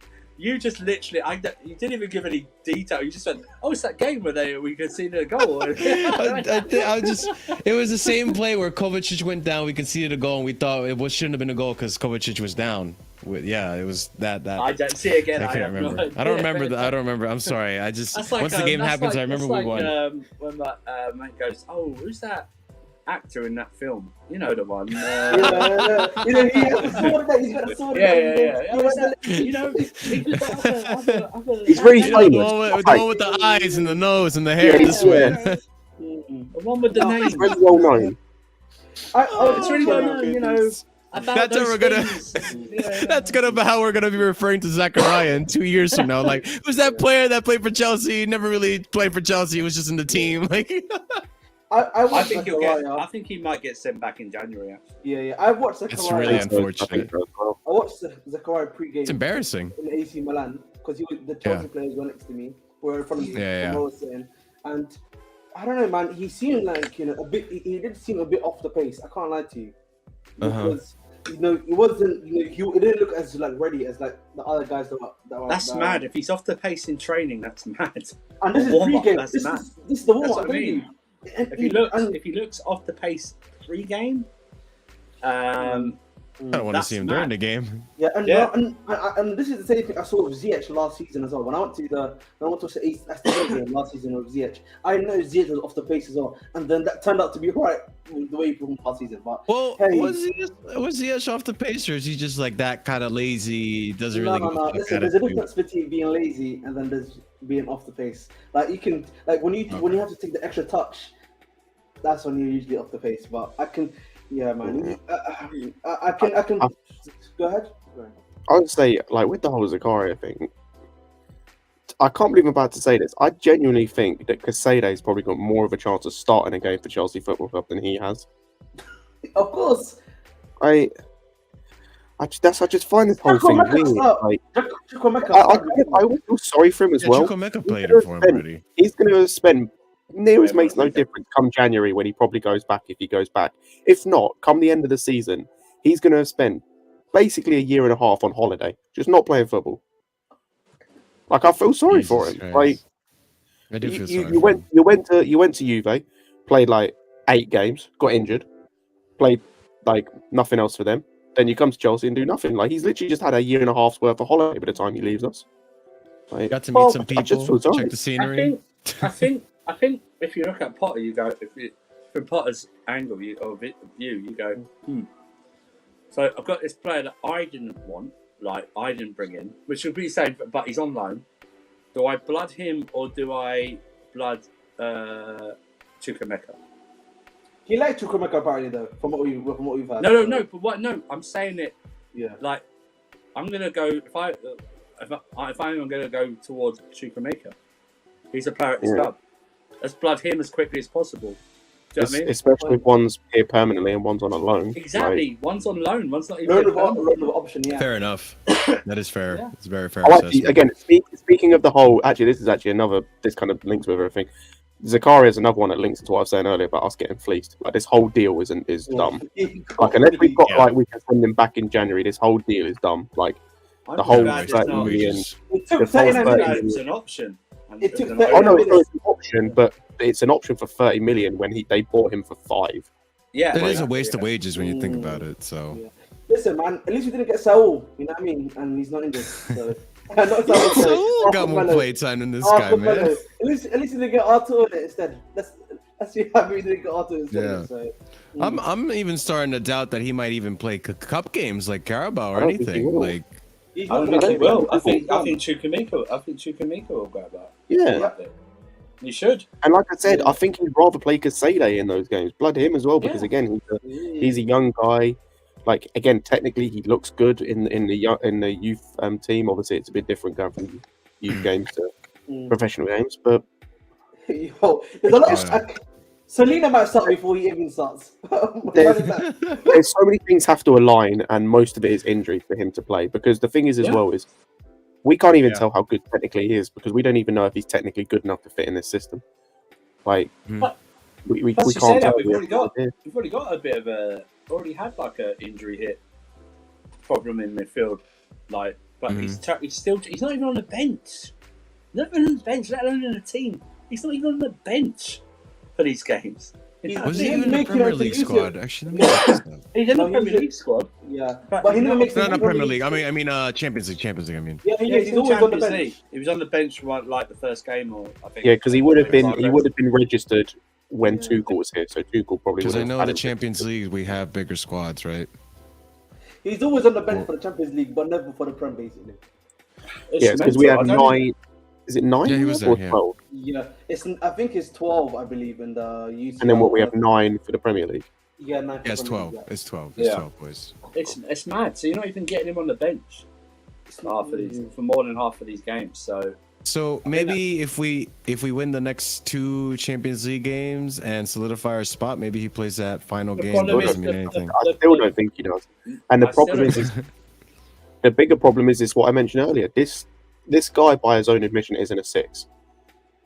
So the only person, if he was a 6, he could play for Jorghino, and then it's a bit easier for him. But he's an 8, and at that point you're competing with Mount, Gallagher, Kovacic when he's fit, Kante when he's fit, Carney now. Like, there just aren't enough spots. Plus, you say like, oh, maybe the last 2 Champions League games. I'm sorry, man. If we only drew. Oh, Ruben as well. I completely forgot about Ruben. It's not. I don't think even by the last game we might have been mathematically safe to win the group. We still might have to get like a point or something even if we win the next 2 games. I don't think I think it goes on head to head first as well, and then like score. So we have. No, I think it's goal difference first because we're above. They changed it. We're above Milan. That was a stupid. Yeah, we're above Milan on goal difference. But what I mean is like we hopefully get the win, but we're only going to have 7 points. Like, because I think if say Salzburg win their game against they'll go 8 points or something like that. 8-7-4. It'll be 8-7-4. Yeah, exactly. So we're not even going into the last 2 games. We're not mathematically. We would have to beat Salzburg basically. We'd have to beat Salzburg. Yeah. We have to win. We have to not lose, and then we have to hopefully win 2 out of the last 3, and then like we have to get 7 points to get through. Yeah. So, but I don't want to risk that, man. Sorry. Yeah, me neither. Yeah. I don't blame. That's why I said getting 4 points at Milan on both legs overall, and then beating the other 2 teams, you would be safe basically. Well, Dennis, I hope you liked London. I hope you had a great time, a great vacation. But it's looking like spaghetti bolognese for you again in January. Also, can I just say as well, just on the, and he might be reunited with Tuchel at Juve. Who knows? Yeah, that's what I'm saying. I don't know who it was, but someone mentioned the cup games. We play City in the cup. There's no way in hell he's starting that game. Yeah, that was me. Yeah, and then by the time he comes back for the FA Cup potentially, he could already be sent back to Turin by then. Even if we do rotate heavily. He's got one chance of playing between now and January, and that's the game against Dinamo Zagreb. And that's if we win the next 2 games. Yep. Big if. Even in the cup game against City, even if we do heavily rotate. He's not playing. But like, if we rotate, we'll rotate like we'll rotate a couple players, but we'll probably play a strong lineup because it's City. Exactly. Or you give it to Chukwemeka, however you want to say his name. God, it's pretty That's why I sad just when find Ross That's Barkley why I had more just find playing this whole time than you, signing bro. odd. Like, It's just, Yeah. there was no point in this. There was literally no point in the signing. It was a panic buy because the manager finally admitted we needed a midfielder. It was yes. a panic buy. With 2 days to go. Remember, it was 2 days before the transfer Exactly. ended.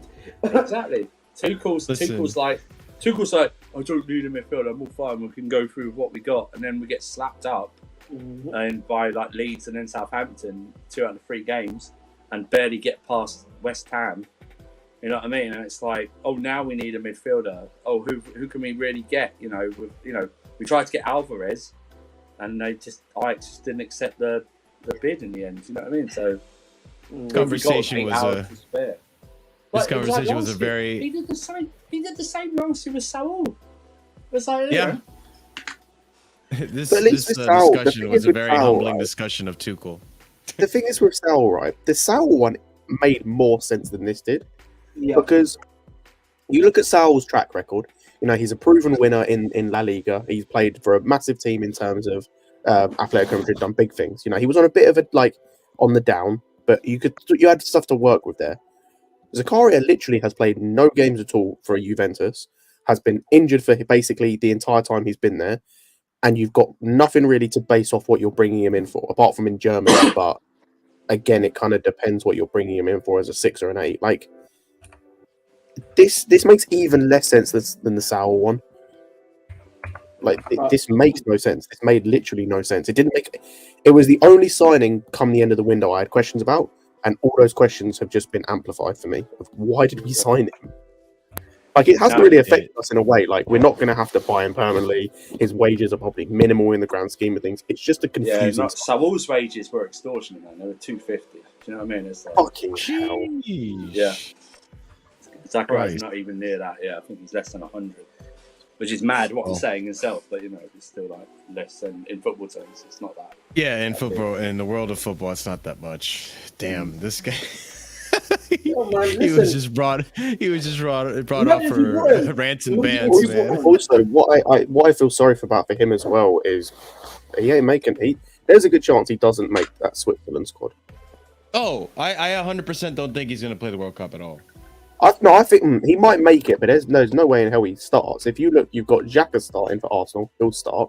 You've got Jibril Sal, who's playing for Frankfurt at the moment and is playing well from what I can tell. Like, Frankfurt are doing decently. He'll probably get in, be like ahead of him. They've got Foyler as well from Nottingham Forest. He's playing at Nottingham Forest. Oh yeah, they got Foyler as well. He hasn't really played that much, so for them. So I wonder if he end up actually playing that much. You've got, who else have you got? So yeah, you got Zakaria. You got a couple of players. They haven't got that many players. I do wonder if he's going to end up playing. I think he'll go just because they got limited. Potentially, but yeah, depends how much. We've seen World Cup squads are very. It doesn't. Sometimes if you're like a good enough player, big enough player, and you haven't played enough, you still go. We've seen it with England. You know what I mean? We've seen it so many times with England. You know, someone who hasn't been playing, like Harry Maguire, to get injured or something like that. Harry Maguire's still going to go to the World Cup. Even though he's not going to play, he's going to play maybe 1 or 2 games. Yeah, I'm also looking at their other. Yeah, I'm also looking at their other midfield options, and it's limited at best in that position. So yeah, you're probably right. He probably will go. Who cares? It's Switzerland. Yeah. True, yeah, but Shaka's in that team. Who cares? Yeah. All right, gentlemen. I can't believe we actually managed to wring out that much discussion from Zakaria. I thought we struggled to get to Zakaria, so big up, guys. I know. Big up. This is the big, juicy meat and potatoes of this one that I definitely want to talk about. Let's discuss these rumors. We still got something else to talk about. Okay, cool. Yeah. Oh, right, yeah. Yeah. So rumors have been coming out about Kante being linked to Spurs and being linked to Arsenal. Now, I don't know all the details exactly, and if one of you guys do know more detail than I do, then by all means, feel free to speak up. But if I'm not mistaken, Arsenal made a proposal. a rumored proposal, and Spurs decided to offer more. Now, if Kante goes this summer, to any of them, to be honest, I don't really have a problem with it. I don't. I just, the way I see it, I think on his day, Kante is a fantastic player.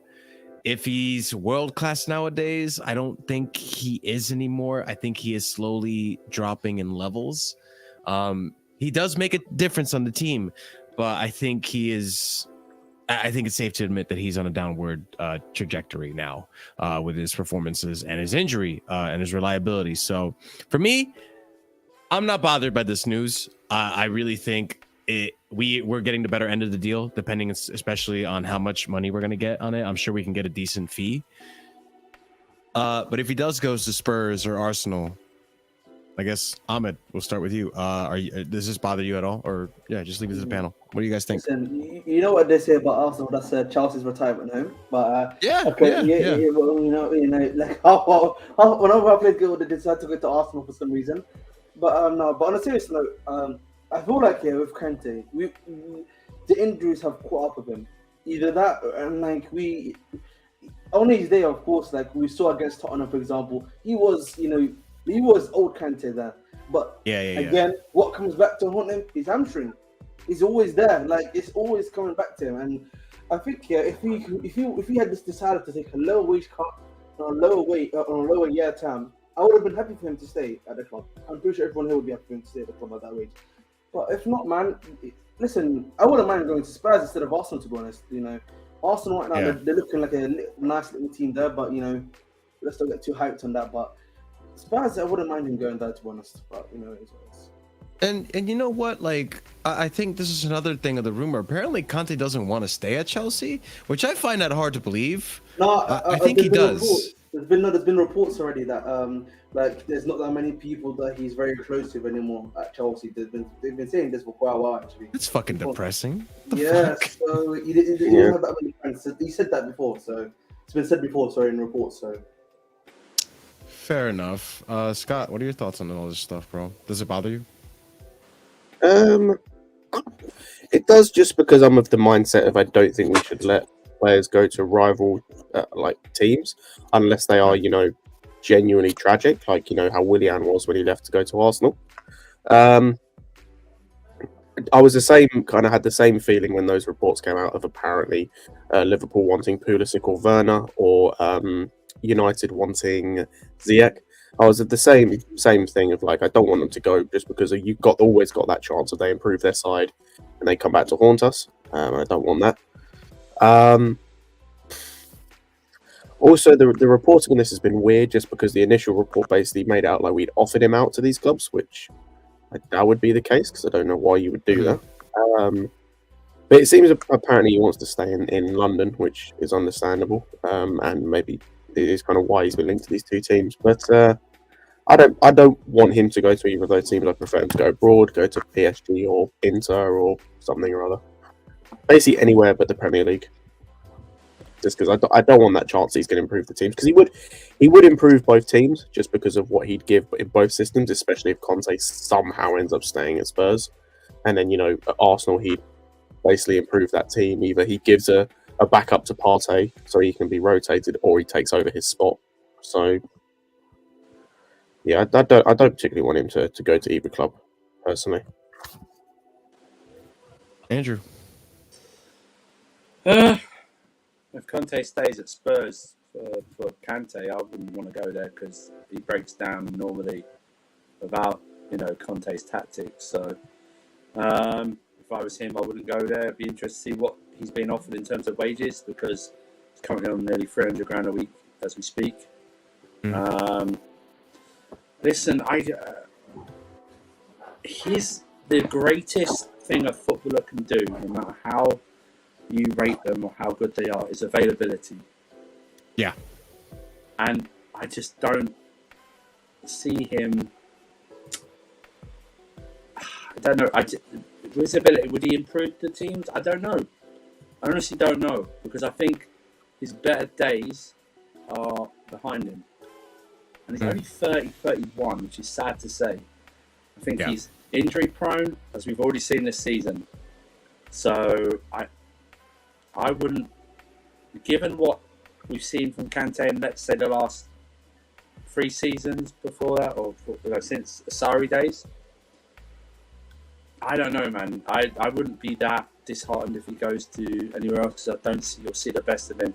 You'll see 1-off, 2-offs, and everyone go, "Oh, he's back. You should have done this. You shouldn't have done that." But I don't think you'll see a consistent consistent play of him. I wouldn't be. It'd be sad to see him go, but of course, I wouldn't be one where I regret it, because I think I think 1 or 2 years after whoever he joins, Spurs or Arsenal, I think he'll leave, because he wouldn't have played a lot, or they'll just cancel his contract because of the injuries or something like that. Like in an ideal, go ahead, Scott. I've just had a thought, and I actually want to rethink something I said a moment ago when I was speaking.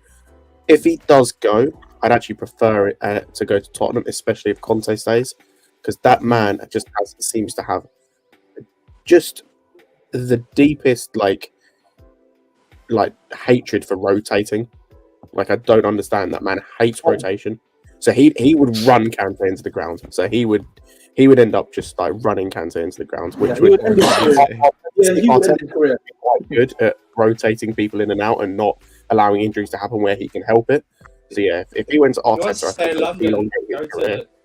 Don't say London, go to Brentford or Fulham. Go to West Ham. Go West Ham. I don't think Brentford could even afford his salary, though. Nope. That's what I mean. I don't, because it'd be fascinating, because he's got a signing on fee as well. It'd be a free transfer. So I'd be fascinated what they're offering in wages, because I bet it's.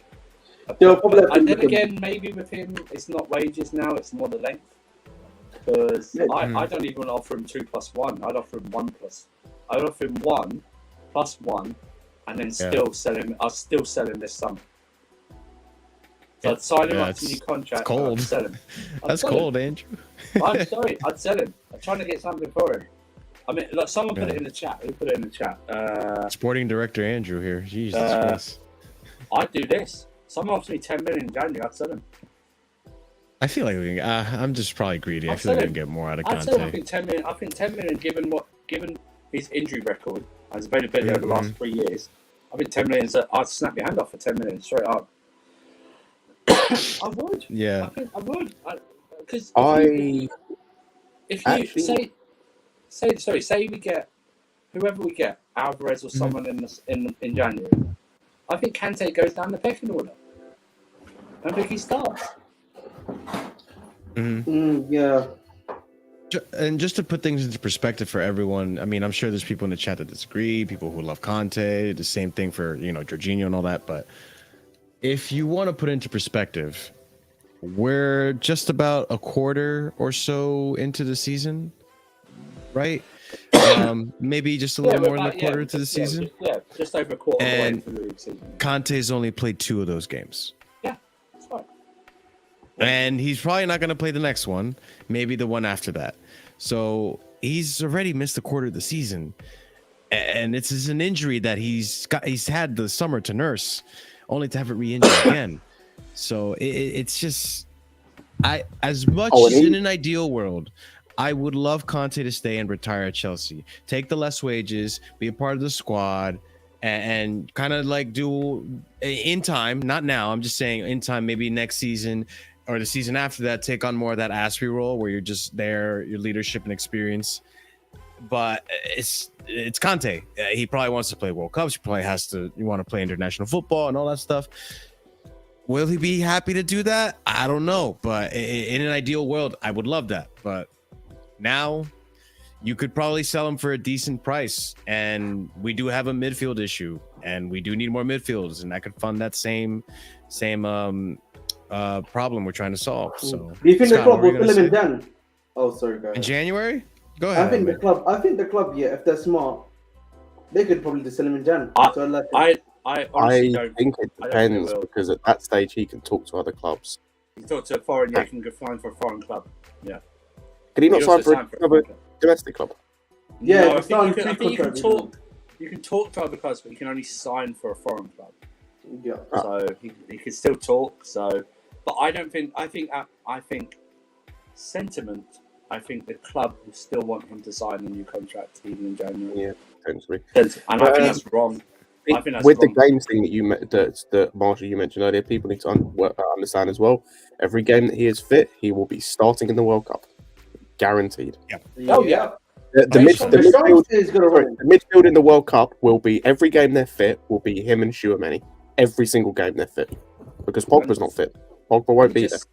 Deschamps is also complicit in this man. Yeah. Oh, 100%. He 100%. took him when injured. He took him to a qualifier while injured. He played him. Yeah, he took him. He played him for us. He still picked him for the national squad. Yeah, so he still And played him. Took him over there, like even when he's injured, like so their doctors could check on him, because apparently our doctors aren't good enough to say, you know, what it is. And took him over there and still played him. Still, when he was, you know, took him to tournaments when he wasn't that 100% fit, and then as soon as he had a good training session, played him. You know, so. Even like on the note that you just touched on, Andrew, about the sentiment, I don't even think that if the opportunity to sell him in the summer in a January transfer window came, I don't think we would even move for it too, just because I feel like, I mean, it really depends on how quickly we move, but we would have, if we were to get rid of Kante, we'd have to replace him, and it would have to be a solid DM. I keep saying this. I think there's definitely one midfielder. I think we're going to definitely sign one midfielder. We might sign two, but that's why I keep saying to people, I want these deals announced even before the January window opens, or on the day it opens, so that we're not faffing around. Already, not faffing around the whole January window. We get the players in, done. Done. Not like how we did with Chilwell when he got injured last season. I think we'll get a DM in. I'll be real. I think us getting a second midfielder very much depends on Carney's progression. Yeah.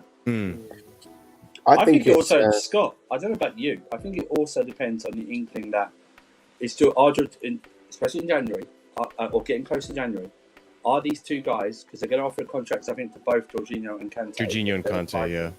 Are these guys going to sign or not, right? If they're not, then I think we might go for a second one, just so that we're not. Oh, yeah, potentially. Yeah, I think. Do you think they're going to offer a contract to Jorghino? I don't think they're going to offer a contract to Jorghino. I think they will offer. I think they will at least attempt to offer, but I think he won't sign though. I was going to say, I think they'll try and do it. I think they'll try and do it just to hold retention, but I think they're they seem to be more on the mindset, because they did it with Aspie as well. I think they're more on the mindset if they're happy to let him go if an offer does not come. Yeah. I know Jorginho's agent likes to talk a lot, but I don't know. For me, it seems like Jorginho is eager to stay at the club. No, I think that's all talk. I really do. I think he's done what no real Italian international does, and leave really like in the prime of their career. And actually, he's actually achieved, since he's left Italy, he's actually achieved a hell of a lot. Yeah, international. I'll be honest though, I actually don't think the market in Italy is that big for him. But he will be going back as a free though. Do you know what I mean? So it's no like, I mean, it's only really signing on fee, whether he waived that or not. True. I could see someone like, because Juventus are financially, like in terms of they don't like to do transfer fees. They like to do like loans for like 2 years, and then break it down. But you can see someone maybe like that, maybe AC Milan potentially as a squad building. I think a lot of Lazio. What about Lazio? Where he goes, potentially. Like I think a lot of where he goes, like, is very dependent, because Juventus to me just doesn't seem like a good fit, especially with the way they're playing. What they're playing at the moment, a 4-4-2, like a two-man midfield, and I don't think that suits him particularly if they haven't got someone in front of him. Like, I think they've got, most teams I look at as well have already got someone who can do his job in that team. Like, if you look at Milan, you've got Tonali, depending on if he's in Lazio. I'm thinking more of like maybe just as a squad player. Yeah, potentially, but he's going to be on a decent wage, and at that point, you're just like, and with Italian clubs, especially at kind of the top level, like your Juves, they tend to just look in-house. So like in terms in the league, I don't see that he has a market anymore. Like, give it a year or two ago, then but like now I just don't see that the market. Maybe he will maybe he would take like a wage cut just to go. I think with the Juve thing, like who's there right now as a CDM? Locatelli's there. I'm pretty sure they got Paredes. Locatelli, Rabiot, Weston they've been happy to McKennie. let him go. Yeah, but Rabiot's on his way soon, right? I'm pretty sure. Yeah, They and seem happy to let him go. They cancelled Yeah, Ramsey's Lampard's contract. gone. didn't they? So- Obviously, Arthur's gone to Liverpool, but he'll Yeah, probably and end up he's coming injured, back. so he's probably going to go back. Oh my Zakaria god, I will forgot go back. Arthur was. I forgot about Arthur completely. Oh my god, I thought Zakaria was bad. Whew. No, but going back to like obviously Kante, I mean, I don't want him. I don't want this. I know he wants 3+1. That is, if that's true, the That's goal a and the lot. balls for him to ask for that is amazing. Or his agent asked. That's crazy. I think the news report that we offer 2+1. That's too much for me to offer. I can go 1+1 maybe, and I would just do that. And the +1 is optional on our side whether to do that. I would, and it's also got to be a wage cut. It's also got to be a wage cut because There has to be. he doesn't want. I'm sorry, he doesn't warrant 290 grand a week. He just doesn't warrant it. It's not available. I mean, I try and put him on as pay as you play. You know what I mean? That won't happen. What Andy Carroll contract? Yeah, Andy Carroll. He's not available. He's already out It's 7 true. weeks. He's already out 7 weeks this season. He's already been out. Yeah. He's already going to be out 7 weeks. You know what I mean? And last season forget. was really We bad. forget we started this league the first weekend of August. We're already Yeah. 2 months in. Do you know what I mean? It's bonkers. Look this up. Let's see how long. I think we did this already, but we looked up how much he played last season in the Prem, and it was not good. It was not good at all. Let's see if I can When's the last find time it he did here. 30 league games? He didn't do it for the last. I'm pretty sure the last 3 seasons he's played. The maximum he's played is 25. Oh, you. I'm pretty sure. Yeah, I think he averaged like 22 over the last 3 or 4 years or something. You finding like it, Scott? Yeah. Like Yeah. the highest he's played is 25 in the league. 2021 was the last time he made 30 appearances in the league. And were they all starting? I bet they were. No, I'm just literally looking on Yeah, yeah. Wikipedia. It says 30 league games he played. It doesn't say, started or they whatever. don't break it And down. well, yeah. the last time he effectively completed a league season was 2018-19. He played 36 games. Oh my god, crikey. 20 Yo. the season after that, 22 appearances. Again, don't know how many there's the starts, how many off the bench. 2019-20, 22 appearances. 2020-21, 30. Last season, 26. This season, 2.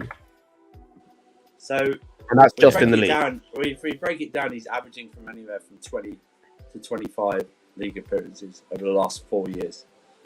And we play 38 games, right?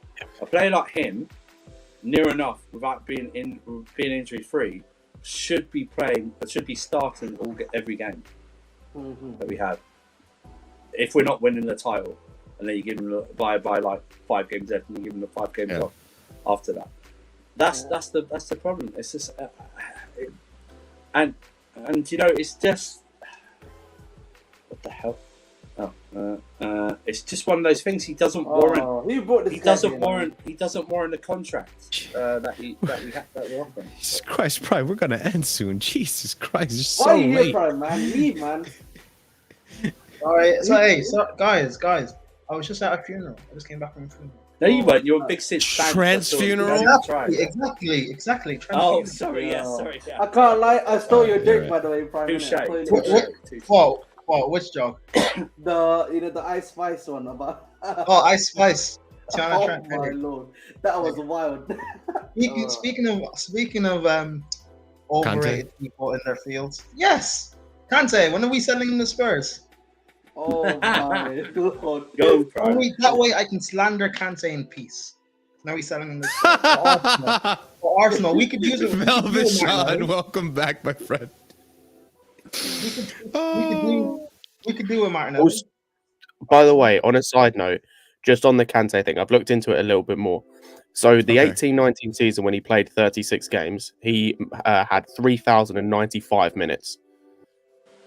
The next season, 22 appearances, 1,733 minutes. Oh my my goodness, God. that's half of that. The season after, 30 appearances, 2,145 minutes. And then the season after, so last season, 26 appearances, 1,777 minutes. The season that he with the 30 appearances, those minutes that I just did, I divided that by 90 to see how many, on average, about how many games he would have completed if he played 90 minutes.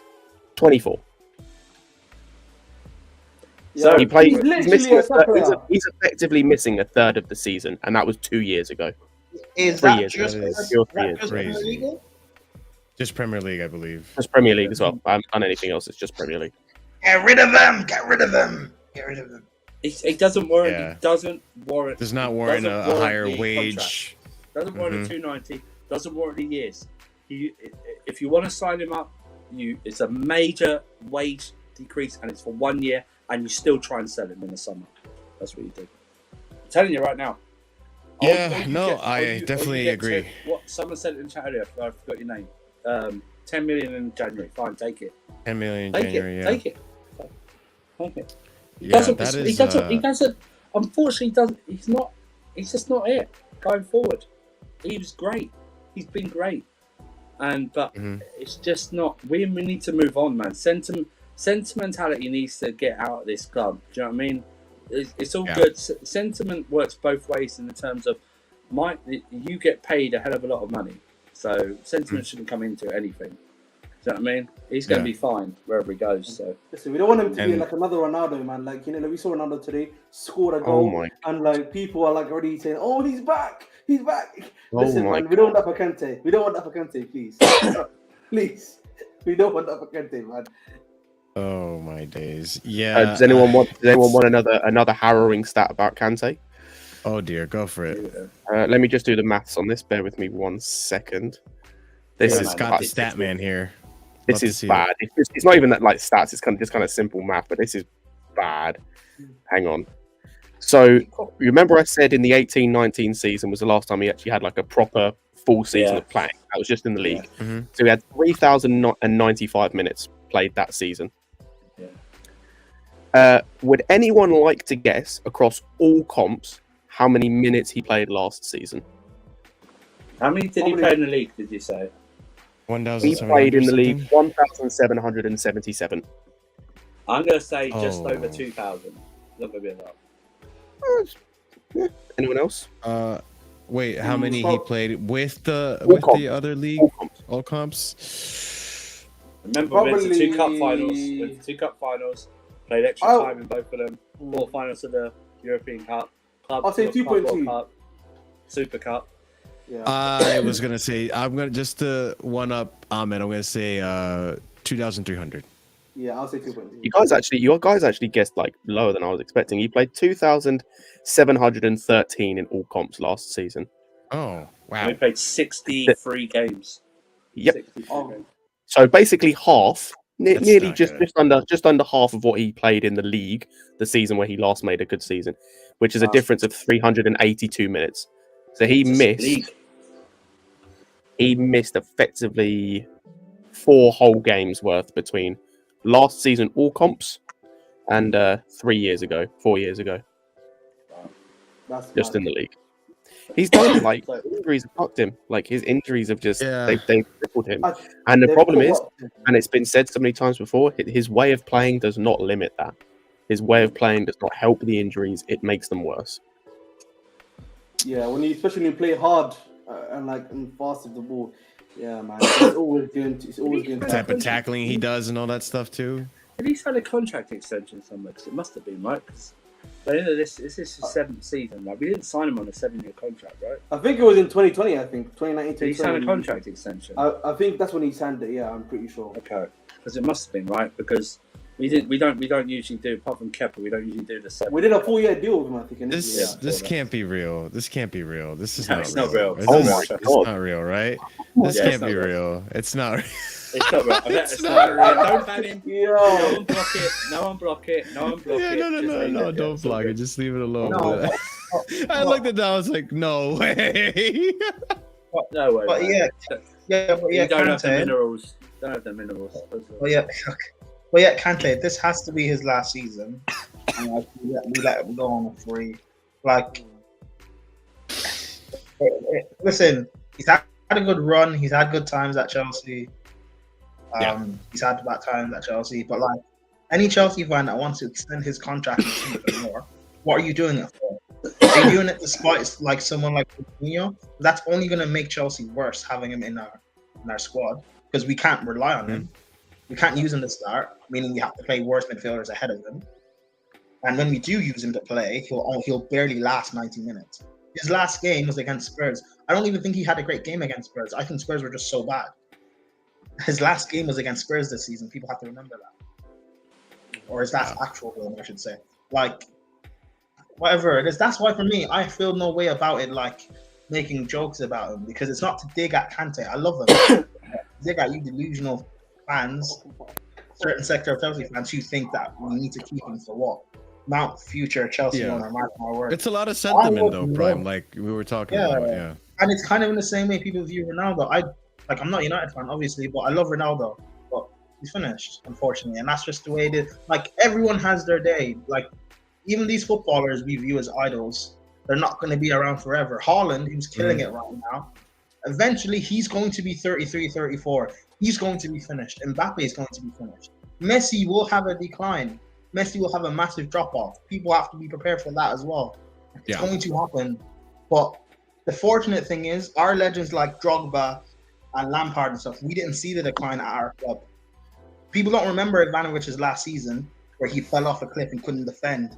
He got stripped 1v1 versus the likes of Jefferson Montero. I was literally about to bring his name up. People don't remember that. It seems like no one mentions that season when we praise Ivanovic. His last season, he got stripped by everyone.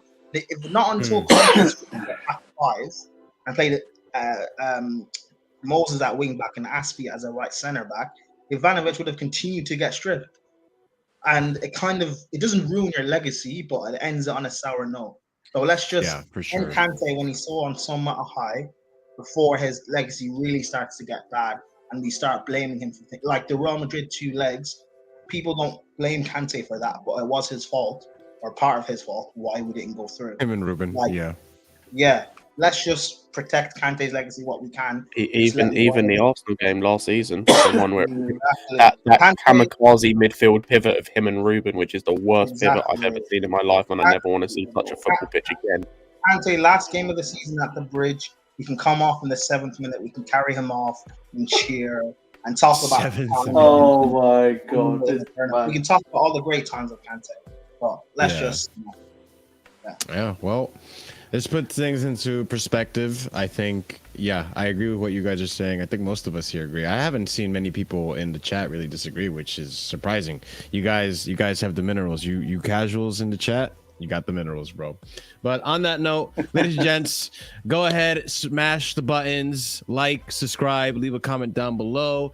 We'll see you again Wednesday for the reaction to the AC Milan at the San Siro game. Until then, Wednesday, yes, Wednesday, hour after the game. Hour after the game is over. Tuesday. Tuesday? Okay, so we'll see you Tuesday then. My apologies about that. We'll see you Tuesday to react after the game. Ladies and gents, stay casual. Until next time. Peace. Took it out.